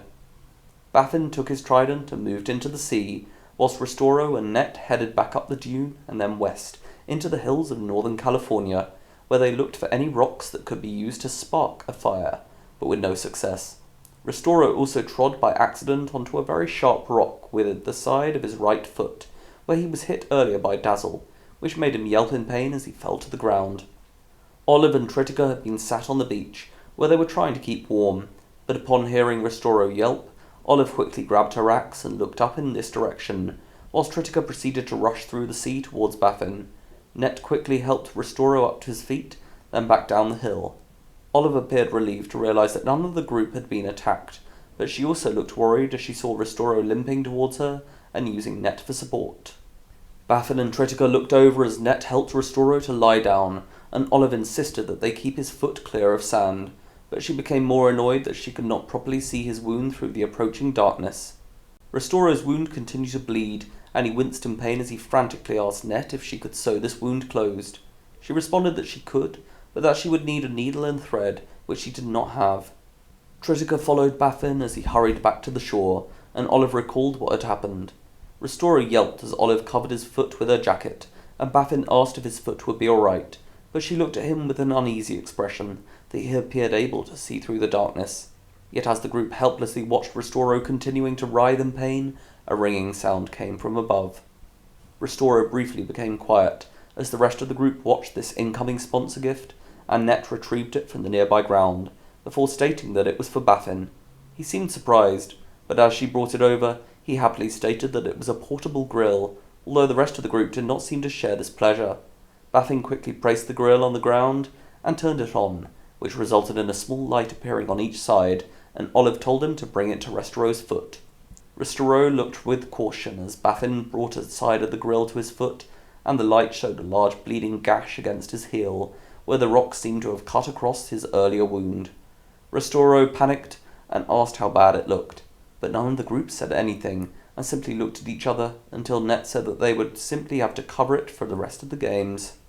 Yet no sooner had she finished this sentence than another ringing was heard from above, and the shadow of a small sponsor gift was seen moving towards them.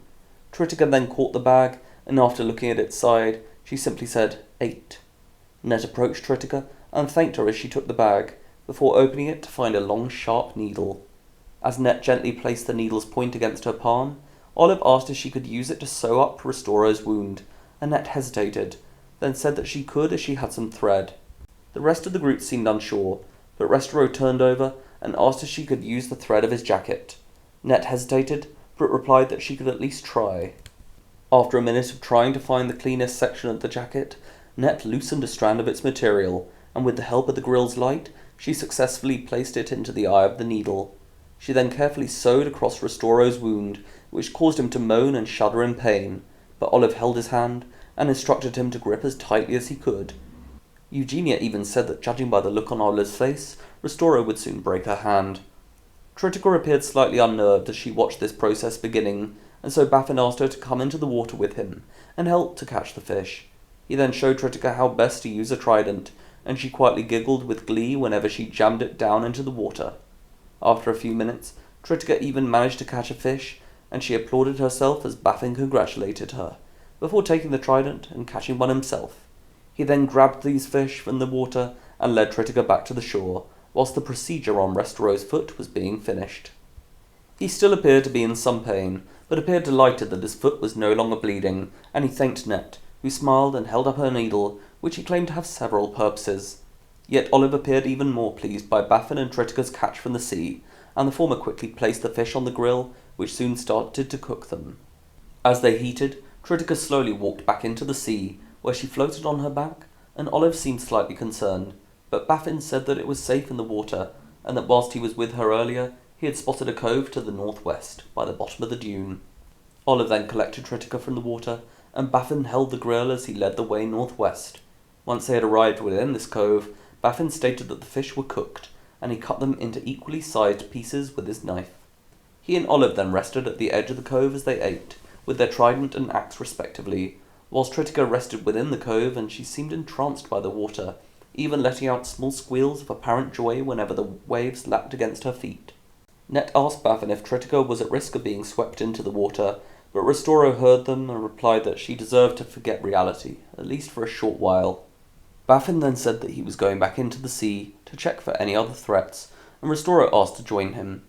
Whilst the boys roamed further into the water, the girls remained at the edge of the cove, where Net spent most of this time asking Olive about a recent fling that she had had prior to these games, and Tritica listened to their conversation, but appeared extremely fatigued. However, when the conversation reached a lull, Tritica looked at Olive and simply asked the word, "Win?" Net and Olive both looked around in surprise, as viewers in Snow Square laughed, and even Eugenia asked where this had come from. Olive was clearly shocked, but began to respond that they were not together, but that they had had a strong friendship, and greatly admired each other, before seemingly trying to justify these feelings for the next minute.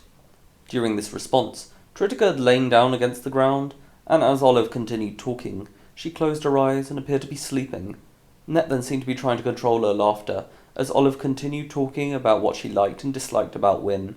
However, when Tritica started breathing loudly in her sleep, Olive gradually turned around, and Net laughed after seeing the look of surprise on her face as she watched Tritica sleeping. Olive seemed slightly bemused, and Rubius jokingly said that he hoped nobody asked her any more deep questions. Net asked Olive a little more about her life, and she claimed to always know that she would be reaped for the games. Net then asked if this was why she was so destructive towards any good relationship that she had had over the last year, and Olive remained still and pensive, before replying, "Probably," and a tear came to her eye as she watched the boys coming back to the shore. The pairs checked on each other, and an agreement was made for the girls to keep watch from this cove for the rest of the night, and the boys would then keep watch for the second half. Net noted that none of them had managed to take sleeping bags from the cornucopia, but Baffin placed the grill further into the cove, and said that its heat would keep them warm. He and Restoro then placed their trousers on stones near to the grill, and settled down on opposite sides, while speaking about what they had seen so far that day. As for Lumo, he had remained curled up on land within the swamps of Louisiana for most of this time. After a while, he began to head east across the marshes land, then back west, before repeating this process roughly every 10 minutes, and generally appearing more and more unsure. He even slapped his forehead and appeared to have trouble remaining calm, which caused laughter in Snow Square. After sitting back down in his original spot, another alligator swam back towards Lumo, and snapped at him as it reached the edge of this land, but he closed his eyes and quietly muttered, "Not real." Yet whilst the sun began to set across the east of the arena, the alligator remained in this position, and Lumo continually looked towards the perimeter with an anxious expression. Meanwhile, Glitch was still in the mountains of Virginia, where she quietly nursed her squirrel bites and rested as the sun began to set. While Sone became darker, she even called out for a sponsor to give her some food, but nothing arrived. Most confusingly, Glitch also began to call out names of various capital citizens and ask them for help, even though she had not met them in the capital, and would therefore have no way of knowing who these people were. However, Eugenia quickly explained that Glitch must have been paying attention to the names in the magazines and on the television when she was in the accommodation tower. For the next hour, Glitch continued to beg unsuccessfully for food or drink, but she suddenly became quiet when she heard something moving within the hills above her. She very slowly got to her feet, as she appeared to notice the plants and trees towards her being ripped from the ground, and when this movement was just a few meters away, she finally jumped to the side. Glitch gasped as she got up, suddenly spotting a large moose coming out from behind a bush, and she screamed as it moved towards her. Many viewers were now in guffaws of laughter as they watched Glitch trip to the side and fall further down the side of this hill, whilst bashing into almost every bush and tree in her way. When she finally came to a stop, just 10 meters from the eastern perimeter, she looked up to see the moose falling down the side of the hill and letting out distressed sounds as it neared her. Although Glitch was clearly in pain and exhausted, she sprinted east and narrowly avoided the moose, which proceeded to fall past her down the hill until it hit the perimeter, which shone bright for a few seconds before becoming pixelated and then returning to normal. Although Glitch had so far avoided major injury, she was now clearly shaken and in pain. She then breathed out in relief and pulled leaves and gorse from her hair, whilst resting her right elbow, which had smacked against the branch of a small tree. For the next 2 hours, Glitch rested and occasionally stated that this was not fair, although this was jeered by most capital citizens, and whenever Eugenia suggested returning to her during this time, Rubeus jokingly responded that he wanted to view a more interesting tribute. As for Oregon, he had remained in the forest of Montana, where he proceeded to look around the ground between the trees, with Rubeus suggesting that he was looking for a substance that could stick to his skin, and hence camouflage himself into the ground. Oregon appeared to have no success with this task, and he eventually returned to his original resting spot. Yet after almost an hour, a sponsor gift came down from above, and he cautiously opened it as it reached him. Oregon was clearly pleased to have received a set of body paint, but the sun was now setting, and he therefore kept this paint with his other supplies as he nestled against a tree. Meanwhile, Clara had remained in the rocky hills of North Dakota, but as the sun started to set, she headed east towards the Lake of Wisconsin, from which she drank for the next 10 minutes. While she continued to look around, Eugenia suggested that she was hungry, and Rubeus replied that if she did not find food soon, she would be in a lot of trouble. After a few minutes, Clara reluctantly climbed west into North Dakota once more, and through the darkness she appeared to look intently towards the Cornucopia clearing, but due to the darkness ahead, this seemed difficult for her. Yet once Clara had returned to the northern perimeter in North Dakota, she continued to watch the Cornucopia clearing, and even said the word later out loud. This caused a wave of confusion in Snow Square, and Rubeus responded that Clara could well be the next out. As for Thibaut and Begonia, they continued to rest at the southwest corner of the large rock in the desert of Arizona. Begonia soon fell asleep, and Thibaut kept watch over her for the next 2 hours. He occasionally got up and looked around, but did not appear to see anything during this time. Soon after the sun began to set, Begonia awakened once more, and Thibaut reassured her that everything was well, and he had not seen anyone. They continued to rest together, and soon became intimate, which led to complaints from several parents that were watching with their children in Snow Square, and so the cameras focused on other tributes for the rest of the evening. Once the sky was completely dark, the career tributes discussed where they should travel that night. Octavia wanted to head north and check the hills, where viewers could see that Clara was hiding, but Magnus suggested heading south, explaining that he thought the runts were more likely to have headed to the swamps. Octavia was soon convinced, and said that it was Optimo's turn to keep watch. He seemed slightly surprised, but did not object, and agreed to stay, whilst Magnus, Octavia, and Dazzle readied their weapons. He then wished them luck, and they headed south. The trio moved slowly and silently through the darkness of the cornfields for the next 20 minutes, until they eventually reached the thinning area of corn at the southern edge of Kansas. Thanks to their slow speed, Dazzle spotted the hill at the edge of the field before they had approached it, and the trio therefore rested there, whilst looking around at whatever they could see through the darkness. Although they could hardly see, Magnus began to hear a snapping sound coming from the swamps in Louisiana, and he suggested heading in this direction, as it may be easier to catch tributes in these swamps, where it was indeed difficult to move. Neither Dazzle nor Octavia objected, and Magnus subsequently led the way east across the southern edge of Kansas for the next few minutes, until they had reached the swamps of Arkansas. Whilst the trio proceeded south through the moonlit swamps, Octavia focused on the snapping that she could still hear, and after looking more intently, she suddenly gasped with joy, exclaiming that the Mad Three was sat on a narrow piece of land near the perimeter.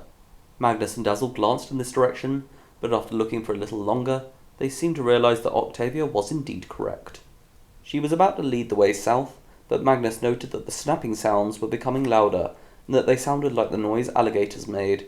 to which Dazzle added that they needed to be careful. Octavia simply nodded and led the way, with her bow and arrow held firmly at the ready.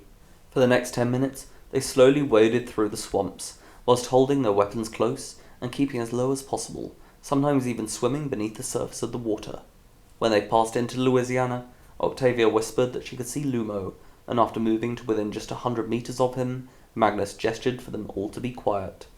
Whilst Lumo sat on the southern edge of this land, he was still clearly oblivious to the impending dangers, and although alligators were snapping in the swamp ahead, he simply watched the perimeter that lay across this swamp to the south. For the next minute, Lumo hardly moved, but the queer trio moved through the swamp and towards the northern edge of this strip of land. Yet as Dazzle was climbing up onto the land just 50 meters behind Lumo, one of the knives fell from her pocket and made a splashing sound as it entered the water. Lumo jolted around and gasped, whilst Magnus shouted at Dazzle and Octavia to charge at him. The trio proceeded to run south across the land between them and Lumo. However, he quickly jumped into the swamp to the south, before swimming as quickly as he could towards the perimeter. Once Octavia reached the edge of this land, she shot an arrow at Lumo's back, and he briefly shouted in pain, but to the surprise of many, he continued to swim ahead, and Octavia raised another arrow, but Magnus raised his hand and advised her to not waste her arrows. She looked ready to object, but he pointed to an alligator that was swimming in from the east, and she then seemed to understand. The Careers watched in anticipation, along with the cheering crowd in Snow Square, as Lumo thrashed through the water towards the 5 meters of land that lay next to the perimeter. The alligator continued towards him, and Rubeus moved to the edge of his seat, whilst excitedly cheering on the alligator to catch Lumo. However, Lumo managed to reach this land just seconds before the alligator would have reached him. He jolted around, and upon seeing the alligator's mouth opening, he quickly jumped back onto the shore and rolled over to the west. The alligator's teeth chomped down onto Lumo's foot, and although he briefly shouted in pain, he continued crawling south and seemed to ignore the bleeding all over his foot. Lumo jumped up and ran to the south, whispering "not real" to himself once more, before colliding with the perimeter. The Careers watched in surprise as Lumo was thrust back into the air, with such force that he landed back in the swamp, just meters from the alligator, whilst this section of the perimeter became bright and pixelated, then recalibrated. Lumo remained still in the water until the alligator bit into his arm, at which point he screamed in pain and appeared to shout for help. Whilst Octavia watched intently and licked her lips, Dazzle watched in horror and readied a knife, but Magnus quickly stopped Dazzle, telling her that this would be a waste. Yet after 30 seconds of Lumo's screams, Dazzle threw the knife at his head and a cannon sounded. Octavia irritably asked why Dazzle did this, to which he replied that they should not waste any more time. As Dazzle led the way back north, Magnus gave Octavia a sympathetic smile, before whispering, "Not long now." Meanwhile, Clara had rested in the rocky hills of North Dakota, where she appeared tired as the sun set. Yet she also seemed slightly faint, and even pale during this time, which Rubeus stated to be symptoms of hunger. As Clara continued to look south through the moonlit cornfields of Nebraska, she appeared to spot movement to the south of the Cornucopia clearing. As she grabbed the rock and headed south through the hills of North Dakota, Eugenia said that she appeared to be seizing her opportunity, and within half an hour she had headed south through South Dakota and then into the cornfields of Nebraska. Clara moved quickly, yet quietly for the next 15 minutes, until she almost walked into the strip of chopped corn that Drinn had created earlier. She almost tripped, but held out a hand as she fell, which caused her to cut this hand in several places. However, Clara managed to remain quiet through this pain, and she wrapped her hand within the sleeve of her jacket as she continued further south, until she stood just 100 meters from the clearing, at which point she noticed the central pillar and let out a smile as she crept even closer. After reaching just 10 meters away from the clearing's northern side, Clara carefully repositioned herself, but she was still unable to see into the clearing, where Optimo was sitting quietly by the central pillar and sharpening his spear with a knife. Viewers in Snow Square became silent with suspense as Clara crept south. She almost fell as she entered the flat land next to the corn wall, but held herself steady and stepped forwards, whilst Optimo seemed distracted by the sparks that were flying off the point of his spear. Clara very carefully approached the corn wall, before creeping forwards into the corn, and looking through to see the clearing, at which point she held her hand to her mouth as she appeared to spot Optimo through the darkness. Eugenia changed the camera angle, and noted that Clara may also be able to see some bread, cheese, and even knives from where she was stood. Yet after a few seconds, she leaned back and slowly walked north, which triggered jeers and Snow Square, most likely from viewers who wanted to see some action. However, after walking almost 20 minutes, Clara breathed deeply and screamed, "No!" Optimo immediately jumped up and grabbed his spear, as Clara moved just a few meters to the west and crouched down within a thick section of the corn. Optimo walked towards the north of the clearing and used his spear to peer through the corn wall, but after seeing no further movement over the next 3 minutes, he carefully walked back to the central pillar and rested with his spear at the ready. Clara remained crouched down to the north of the clearing, and she appeared to become anxious, whilst looking around in all directions. Eugenia said that she was clearly trying to distract Optimo, to which Rubeus replied that he would not fall for this any time soon. Yet after 2 more minutes had passed, Lumo's cannons suddenly sounded. Clara gasped and looked around, whilst Optimo shot up to his feet and marched north through the clearing. Clara still seemed unsure of what to do, and moved her head around in a panic, but after appearing to hear Optimo walking in her direction, she let out a loud yelp, then ran west. Optimo sprinted north to where Clara had just shouted, but she was already running in a southwestern direction towards the clearing. Optimo reached Clara's original position within 10 seconds, and he appeared surprised by the blood that he could see upon the corn, which had bled from her hand. Yet after seeing that it was also upon the corn that Clara had passed earlier, he continued running north. Meanwhile, Clara was breathing heavily as she sprinted towards the clearing, but as she reached the corn wall, she carefully peered through the corn, before gasping in excitement and running into the clearing, where she almost appeared dumbfounded by the amount of supplies and weapons that lay in front of her. Clara's supporters in Snow Square were shouting at her to hurry, whilst Optimo was seen on the other side of the split screen to have followed the blood trail, but as the hovercraft descended from above and headed southeast towards the swamps, his eyes widened, then he swore and ran back to the south. As Clara spotted the hovercraft in the distance, she snatched a loaf of bread, a block of cheese, and a knife, then sprinted east through the corn wall and into the cornfields, before running with a smile in a northeastern direction through Nebraska, amidst applause and Snow Square. A few seconds later, Optimo sprinted back into the clearing with his spear held firmly at the ready. He quickly patrolled the clearing, and after realizing that there were no other tributes present, he appeared to relax.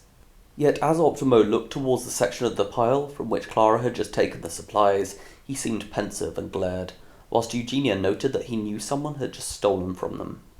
Whilst Eugenia and Rubeus debated as to whether Optimo would tell his allies about what had just happened, or whether this would change his future decisions, Clara jogged north through the eastern side of Nebraska's cornfields, until she finally reached the base of South Dakota's rocky hills. Clara rested in exhaustion, but smiled as she gobbled some of the bread and cheese. She also inspected the knife, and ran it against the rock next to her. After almost half an hour, she began to head northwest through the valley, until she found a crevice in the west of South Dakota, where she continued to eat and keep watch with her knife. Octavia, Magnus, and Dazzle all returned to the Cornucopia clearing soon after, and they relayed the details of Lumo's death to Optimo, who said nothing in return about the events in the clearing. After spending an hour eating, drinking, and discussing their targets for the next day, Magnus and Dazzle agreed to keep watch for the first half of the night, whilst Octavia and Optimo each slept nearby. 2 hours later at midnight, Horn of Plenty played, and the portraits of Lumo from 3, Shell from 4, Gravito and Solina both from 5, Yukon from 6, Win from 7, Bark from 8, Drinn from 9, Tobe from 10, and Delilah from 12 were all shown, which left 14 tributes remaining. Optimo appeared to repeat the district numbers of these tributes as they were shown, and Octavia firmly stated that they would be aiming for the newlyweds after sunrise, to which Optimo simply nodded. Meanwhile, Glitch spent most of his time resting by the perimeter in Virginia, where she shivered with the cold, and tried to keep herself warm by covering herself in the foliage of the nearest trees and plants, albeit without any success. Yet towards midnight, Glitch stopped shivering and gradually appeared to cry herself to sleep. As for Oregon, he remained in the forest of Montana, where he consumed a small amount of bread and water. Shortly before midnight, he briefly looked around in the nearby forest, with Rubeus suggesting that he was looking for a decent place to shelter for the night. This was indeed confirmed when Oregon found a sloping tree which overlooked a hill that was matted with tree roots. He quickly cozied himself beneath this tree, and within 10 minutes he appeared to have fallen asleep. Meanwhile, in the rocky desert of Arizona, Begonia had awoken from her evening rest. Tibo was now clearly tired, and although he initially stated that he would stay awake in order to watch over Begonia for the night, his eyes began to close shortly before midnight, and she insisted that she could keep watch over him. A minute after the portraits of the fallen tributes were subsequently shown, Thibault fell asleep, and Begonia held his hand while she remained awake and looked around in all directions. Meanwhile, in the Cove of California, Nett and Olive continued to keep watch over Tritica, Baffin, and Restero, who was sleeping nearby. Shortly before midnight, Nett and Olive discussed how it had felt to kill someone within their district games, with Nett stating that she continued to tell herself that it was necessary for survival, whilst Olive replied that she had felt it over the next few weeks. Horn and Plenty then played, and Tritica, Baffin, and Restoro were all awoken. Baffin and Restoro immediately looked up to see the portraits, whilst Tritica winced and placed her hands over her ears. Baffin looked down in sorrow as Shell was shown, but Olive performed a 3-finger salute for Wynn's portrait. Upon seeing Bach, Nett glumly blinked, but gasps ensued when Drinn's portrait followed. Although Restoro performed a 3-finger salute for Delilah's portrait, the camera focused on Tritica when the anthem ended. She finally opened her eyes, then turned towards Restoro, who was sat nearest, and simply asked Drinn's name. However, after he gave Tritica a sympathetic smile and shook his head, she quickly started to shake and cry, which appeared to worry the others, and before they could stop Tritica, she had already run east. Restoro and Olive sprinted after Tritica, and the latter soon tackled her to the ground. Tritica cried even further and lashed out at Olive, but Restoro quickly tried to calm her, and he took her by the hand, before saying that he was sorry about Drinn, but that she needed to stay calm, as other tributes could hear them. After a minute, it appeared that Tritica had calmed down. Upon receiving a nod from Restoro, Olive released her, and she quickly headed back to Nett and Baffin, to whom she whispered that Tritica seemed unhinged. Meanwhile, Restoro held Tritica's hand as she continually muttered the words "not fair" through her tears for the next 10 minutes, until she appeared to run out of energy, and she practically fell back to the ground. Restoro and Tritica then slept near each other at the bottom of this dune, and Nett came over with the trident to keep watch, whilst Olive guarded Baffin within the cove.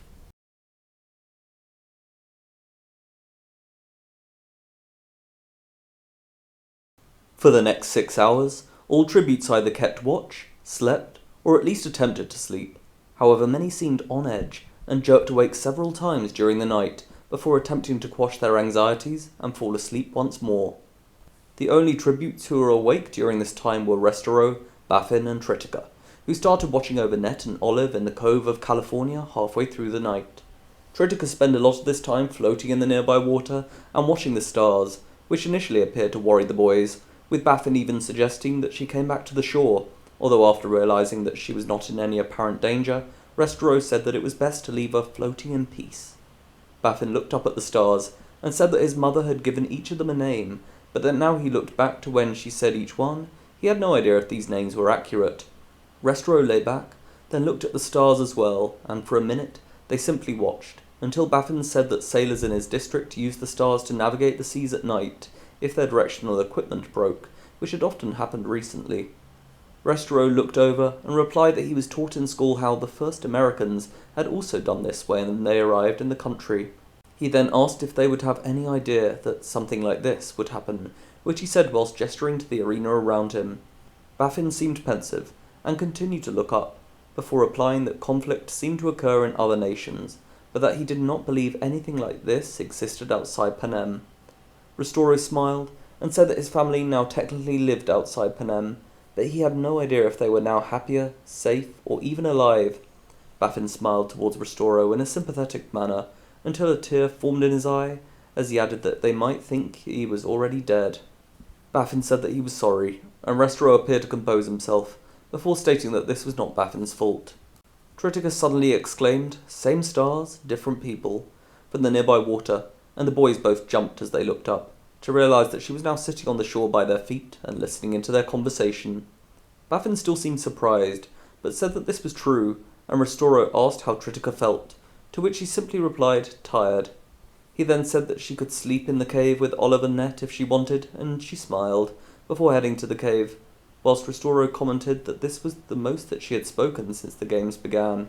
Throughout the night, Glitch appeared to have a lot of trouble sleeping within the hills of Virginia, and she continually jerked herself awake, before glancing around, then resting her head once again.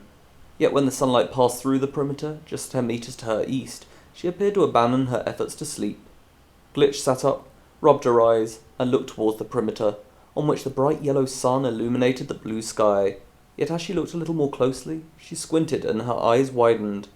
It then appeared that she noticed the already large wave that was quickly growing as it travelled towards her. Viewers in Snow Square excitedly awakened and left their tents to look at the main screen, whilst Glitch screamed and started running up the hill to her west. However, Rubius excitedly stated that the wave was going to enter the arena within 30 seconds, and that Glitch would stand little to no chance of escaping over the top of the mountains in this time. As Glitch desperately climbed and ran up the side of this hill, more and more citizens cheered for either her or the wave that was speeding towards her. She occasionally looked back and yelped in terror as she clambered up the hill, but the wave relentlessly continued forwards. She ran even faster, but suddenly tripped over on a spiky gorse bush and fell to the ground. Glitch swore in pain as she clutched her ankle that she appeared to have just sprained, before turning back to the east and looking up. She gasped in horror as the wave moved even closer, with a height that now dwarfed her position upon the hill. As the wave materialized through the perimeter, Glitch screamed and cried. Then the camera panned out as the wave crashed across these hills, which sounded her cannon within seconds. However, according to the accounts of one of my ancestors, who was watching in Snow Square, Glitch was actually heard to shout obscenities at President Gall within the final moments. She was heard to say that she did not care what he had promised her family, and that she still hated him, but seconds later, she was silenced by the impact of the wave. Optimo and Octavia had been keeping watch within the Cornucopia clearing of Kansas that was still relatively dark, whilst Magnus and Dazzle slept nearby. As the sun rose over the eastern horizon, Octavia began to practice shooting her bow and arrow against the central pillar, but within a minute, Optimo stopped her as he noticed the large wave approaching from the east. Octavia quickly awakened Magnus, whilst Optimo snatched up some supplies, but after hearing Glitch's cannon, he looked back and noticed that the wave was not travelling any further than Zone A. Optimo then called Octavia to wait, and over the next minute, the four careers saw nothing unusual coming from this side of the arena, except for the hovercraft as it collected Glitch's body. Dazzle sat back down and looked for some water, but Octavia quickly grabbed 2 large knives and said that they should hunt the others now, whilst they were displaced from this wave. Dazzle looked at the darkness throughout the arena that was more obscure to their west, and she appeared surprised as Octavia said that they should head west again. Yet before Dazzle could even voice her objections, Magnus and Optimo seemed to have been convinced, and they were already grabbing their sword and spear respectively. Optimo then hurried Dazzle to grab her knives, and once she was finally armed, the pair followed Magnus and Octavia, who were already running west through the cornfields. After just 2 minutes, they arrived in the rocky ground of Colorado, and they took in the view that Magnus carefully led the way down the valley. Rubius even commented how easily the careers navigated this decline in the ground, especially compared to the other group that had descended it the day before. When they reached the western end of Colorado, Dazzle passed around some water that she had taken from their supplies, even though Octavia was clearly keen to continue across the salt flats of Utah, and within a minute she was leading the way west into this area, whilst the other careers followed her lead. For the next few minutes, the careers carefully navigated their way west until they reached the side of a large salty lake, at which point Optimo insisted that they stopped, so that he could inspect the fish in more detail. Yet several hundred meters to the south, the group did not appear to realize that Thibaut had just spotted them from behind the large red rock that sat on the border of Arizona and New Mexico. Begonia had been stirring and gradually awakening after hearing Glitch's cannon sound earlier that morning, yet upon seeing the careers, Thibaut suddenly awakened Begonia and helped her to her feet, while she frantically asked what was happening, but he did not answer, and simply moved Begonia and their weapons along the southern edge of the rock. Thibaut then told Begonia what he had just seen, and she seemed to panic a little, but he suggested that they stay here and continue to look around the side of the rock to see if the careers moved south towards them. However, Begonia insisted that they start moving east now, so that they have more time to distance themselves from the careers if they came this way. Thibaut soon appeared convinced, and as the couple briskly began walking east, to the south of the large rock, Dazzle suggested heading towards this rocky desert, where she claimed that there were less places to hide, and the group soon began to move south. After almost 5 minutes, Thibaut and Begonia had reached the eastern side of the rock. The couple peered around to see the careers walking south through Arizona towards their earlier resting spot, and they quickly hid back behind the rock.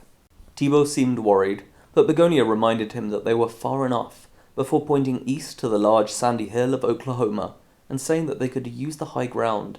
Thibault appeared hesitant, but after peering around the rock again and looking back to the northwest, where the careers were still several hundred meters away, he agreed, and the couple started running southeast. Within seconds, Optimo had spotted them out of the corner of his left eye, and he alerted the others, with Magnus quickly leading the way towards them. Yet after just 2 minutes, Thibault and Begonia had already entered Texas, where they continued to sprint east from the careers, towards the steps that led north up the side of the sandy hill. Thibault helped Begonia to reach this path, and he pushed her ahead as they began to climb the steps. Magnus was still leading the way when he and the other careers entered Texas, until he suddenly came to a stop on a shallow hill as he looked up to Begonia and Thibault. Octavia continued running, while shouting at Magnus to keep going, but he shook his head, and as Optimo and Dazzle joined him from behind, he pointed to the couple, who were most of the way up the steps, and he explained that not only were they too far ahead, but they were also on high ground, which would make it more difficult to attack them. Octavia seemed the most annoyed, and shouted that they had been so close, but Magnus tried to reassure her that they would soon have more chances, whilst Dazzle grinned towards Optimo. Another 2 minutes later, Thibault and Begonia reached the top of the steps at the southern edge of Kansas, where they rested and looked back down the hill to see the careers discussing their next move.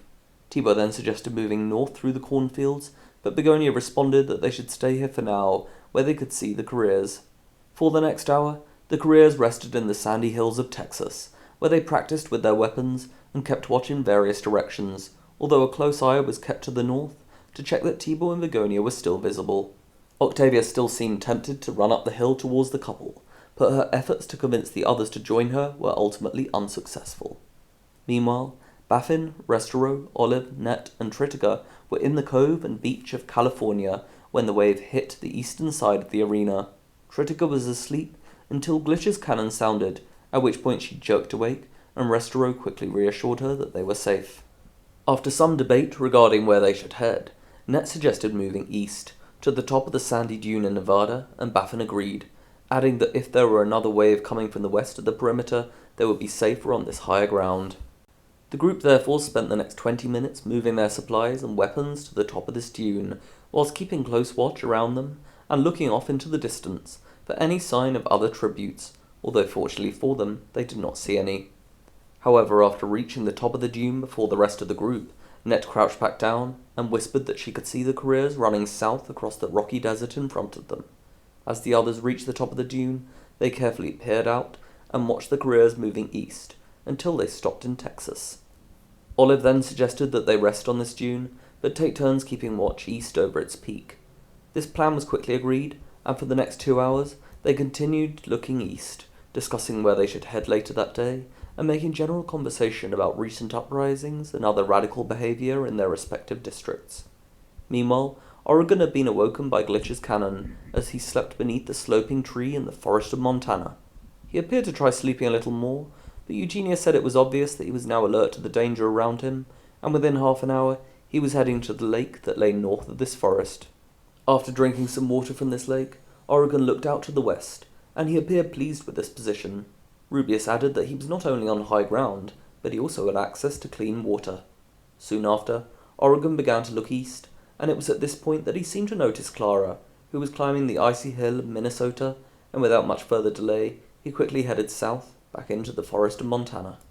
Meanwhile, Clara had awoken before sunrise, and after eating a little bread, she headed east towards the Lake of Michigan. Shortly after she had drunk some water from this lake, the sun rose, and this was swiftly followed by the sight of the wave, then the sound of Glitch's cannon. Clara initially seemed scared when she saw the wave ploughing through the redwood forest to her east, and she sprinted west. She appeared relieved when the wave stopped moving through the forest, but she continued running west, until she reached the bottom of the icy hill of Minnesota, which she proceeded to climb. This seemed to be quite a difficult task for Clara, as her teeth chattered from the cold, and her hands became a light shade of purple, but she continued up the hill until she was once again sat by the perimeter of Minnesota, which appeared to contain slightly warmer temperatures. For the next hour, most tributes remained still, which triggered shouts for action within Snow Square.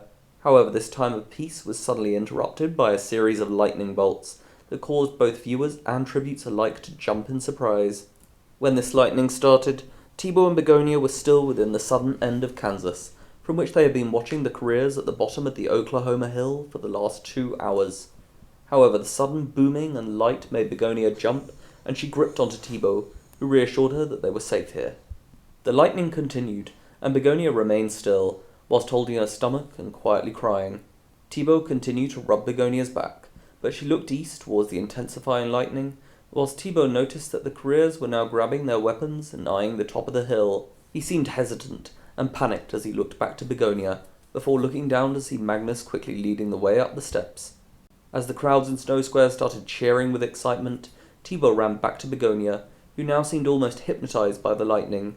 He shouted that they needed to run, and he tried to pull Begonia to the west, but she continued to watch the lightning for a few more seconds, before saying that they should head east. Thibault seemed as surprised as Rubeus at Begonia's suggestion, but she quickly explained that the lightning was only hitting above ground, and the careers would not expect them to head towards this weather. Thibault waited, but as Begonia grabbed their supplies from the ground nearby, he looked back and saw the careers roughly a third of the way up the steps on the hill to their south. Begonia called Thibault to hurry, and she quickly headed northeast through the cornfields. He seemed worried and bewildered, but quickly followed her without another word, and the couple entered the field of Missouri within 2 minutes, whilst the careers arrived in the south of Kansas. Begonia looked around through the rain at the lightning that was still crashing through the skies above, although Thibault noted that some of the trees in the distance were now burning after being struck by lightning. Begonia gasped, and Eugenia stated that she had been wrong about the lightning not hitting the ground, but Thibault grabbed her by the arm, and the pair ran north towards the Lake of Michigan. During this time, Thibault often looked behind him, with Eugenia stating that he was rather wisely checking that they were not being followed, whilst Begonia appeared more anxious by the bolts of lightning that were ripping through the air around them, and even hitting some more trees that subsequently burst into flames. However, Begonia's anxiety gradually seemed to focus on the drizzle that was soaking through her and Thibault's hair and clothes, which she shouted would make them infected with cold, but Thibault willed her to keep moving north. After almost 10 minutes, the couple finally reached the Lake of Michigan, and they lapped up enough water to quench their thirst. Begonia filled up their water bottles with this water, whilst Thibault watched the icy hill of Minnesota and the ice plates of Wisconsin. He tried to alert Begonia to the lightning strikes that were hitting these areas and blasting ice into the air, but she did not seem as amazed as Thibault by this unusual display. A minute later, their attention was suddenly diverted by the ringing of sponsor gifts that came down from their east. Begonia shouted at Thibault to be careful as he ran towards these gifts, but within seconds he had opened both gift bags to reveal a sharp dagger inside each bag. Thibault seemed extremely happy as he turned back to Begonia, who initially looked confused, but as Thibault handed her one of the daggers, she appeared somewhat at peace, and Rubeus jokingly told the moody cow to be grateful. Thibault started carving his dagger into the ground, but Begonia soon seemed less fazed by the lightning and more by the open field to the south. She said that she wanted to head to the northern side of the lake in order to put some distance between them and this field, to which Thibault agreed, and the couple carefully made their way north through Wisconsin and east into the snowy fields of Michigan, before spotting several icy caves to the north and hiding inside one that gave them a clear view south. For the next 2 hours, Begonia mainly looked southwest towards the cornfields, whilst Thibault seemed more entertained by the lightning show that was occasionally causing ice to fly up from the hills around them, but they seemed to realize that they were safe here, and Rubeus revealed the information on his screen that this lightning was designed to be repelled from human flesh. Meanwhile, the careers had reached the southern edge of Kansas when Begonia and Thibault were entering the field of Iowa. After a brief but careful exploration of the nearby cornfields, Magnus declared that the newlyweds must have moved north, and he slowly led the other careers in this direction. Dazzle briefly asked if they could have turned west or east, but Octavia pointed towards the lightning to their east, and replied that they definitely would not have travelled in this direction. Magnus agreed with Octavia, adding that they would have a better view from the Cornucopia, and he slowly led the way north for the next 15 minutes, until the group arrived in the central clearing. Magnus seemed irritated that they had not found Thibault or Begonia, adding that this was their chance to have them, but Octimo reassured him that they would find them again. Octavia appeared even more irritated, and without consulting the others, she grabbed her bow and arrow before heading west towards the border of Kansas and Colorado. Yet as she stood on the edge of the cornfield, Rubeus commented about how annoyed she must be to see that neither Thibault, Begonia, nor any other tributes were visible from here, and she proceeded to stomp back east until she reached the central clearing again. Meanwhile, Dazzle had checked their supplies for any tampering, as Rubius called it, but she soon declared that nothing was out of place. For the next hour, Octavia tried to convince her fellow careers to join her in hunting the other tributes, but Magnus replied that they should wait for the end of the lightning to their east, when tributes who may be hiding would flee, and this would facilitate finding and killing them. As for Clara, she had been resting by the northern perimeter of Minnesota's hill when the lightning started. Although she only seemed mildly concerned at first, she screamed loudly when a bolt hit just meters to her right, which caused a flurry of snow to cover her when it burst into the air. Clara sprinted to the west, and was only hit by 2 more lightning strikes, which caused flurries of snow to fly in her direction. Yet she continued running through the snow, and after 2 minutes, she practically collapsed into North Dakota's rocky hills that were not affected by the lightning, and this allowed her to rest and catch her breath. Clara spent a lot of the next hour looking around the arena and appearing to decide her next move, although when she noticed Thibaut and Begonia walking around the Lake of Michigan to her east, she was clearly shocked and hid herself behind a nearby rocky ledge. Yet after a few minutes, Clara carefully peeked back up again, and she seemed confused to no longer be able to see them. Meanwhile in Montana, Oregon rested within the forest until he began to hear the lightning. He quickly grabbed his supplies and sprinted north until he was close enough to the perimeter to have a decent view of the lightning to his east. Oregon seemed to want to re-enter the forest, but as he looked up at the trees, Eugenia said that he was probably worried about them being hit by lightning, to which Rubius replied that he was wise to be cautious. He therefore stayed by the perimeter, away from the trees and the lake, which appeared to give him peace of mind as he looked out over the rest of the arena. Upon the sand dune of Nevada, Tritiga and Baffin were keeping watch when the lightning began. Tritiga quickly cowered and placed her hands over her ears as she hummed to herself, but Baffin alerted the others that Thibaut and Begonia were now moving northeast through the cornfields of Kansas. Net asked if this was in the direction of the lightning, and when Baffin replied that it was, she appeared extremely surprised. Baffin added that he could see the careers heading north into Kansas, and Olive carefully joined him in looking over the side of this dune. Whilst Net continued to keep watch to the west, Ristoro noticed that Tritiga was becoming more agitated by the lightning, and he took her hand. Tritiga jumped and gasped as Ristoro touched her, but upon seeing his face, she seemed relieved and smiled weakly. Ristoro proceeded to tell Tritiga that they were safe here, and the lightning could not affect them. She still seemed agitated at first, but over the next hour, he continued to sit with her, and she gradually relaxed. In slow and steady sentences, Tritiga told Ristoro about why she did not like lightning, even mentioning something about bright lights in the White Room, which appeared to confuse both Ristoro and viewers. However, this conversation was suddenly interrupted by Net, who had moved back up the dune during this time. She asked for the others' attention, before suggesting that they head through the desert to their east when the lightning ended, and then into the eastern side of the arena. Ristoro immediately asked Net why they should give up this safe spot, and Olive added that moving through the centre of the arena would be dangerous with the careers roaming around, but Net responded that the hazards were coming this way.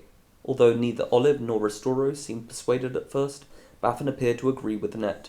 She then asked what could come after water and lightning, before looking at the central cornfields. Olive asked why Baffin would want to leave this spot, and he continued to explain that Net could be correct, but her eyes then widened, and she shouted, "District 9. All 4 of Net's allies looked around in surprise, and Tritiga stared at her, but just as Olive was asking what this meant, Net interrupted that District 9 was the closest district to the centre of Panem, before smiling with excitement, although the others did not seem to share this enthusiasm.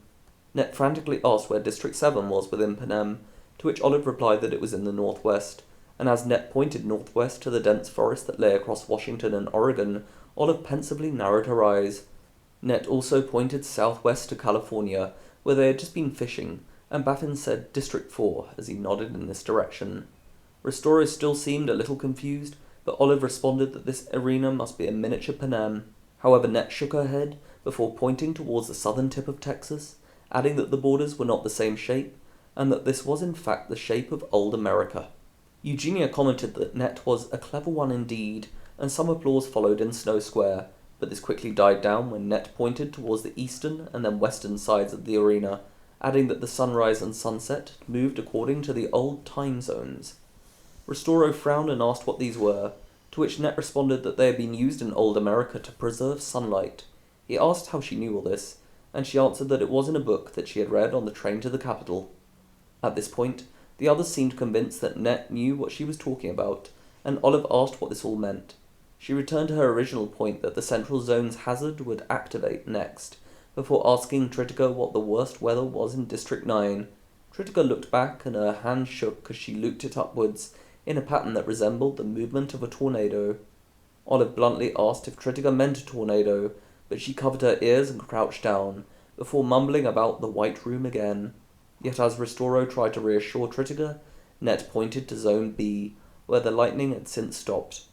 She added that she did not want to be stood on this sand dune when a hazard struck, as they could all be blinded by the sand. None of the others seemed able to argue with this point, and Net exclaimed that now was their chance to break through, as she pointed to the relatively serene weather in Zone C. Without speaking, Tritica quickly grabbed some bread and a knife, before running east down the sandy dune. Net called Tritica, but she kept running, and so Net and Baffin chased after her. Ristoro and Olive grabbed the remaining food and water, then ran east as well. As Tritica reached the bottom of the dune, Baffin caught up and convinced her to wait, whilst the others reached them. They walked quickly to the east through the sandy hills of Texas with their weapons held firmly at the ready, and Ristoro asked Net some more about the time zones. She seemed more focused on travelling east than talking, but she did state that the eastern wave would likely occur again the next morning. As noon passed, the group continued to walk quickly to the east through Texas, whilst paying particular attention to the top of the hill to their north, although they all seemed relieved to see nobody upon this hill or in any other direction. Yet just a minute after noon, some light winds began to pick up, which caused sand to fly up from the ground. Viewers could in fact see this sand was being swept up by small tornadoes that were quickly forming around the group. Net shouted that they needed to hurry, and she sprinted ahead to the east, but within the seconds that followed, the others were lashed by these waves of sand.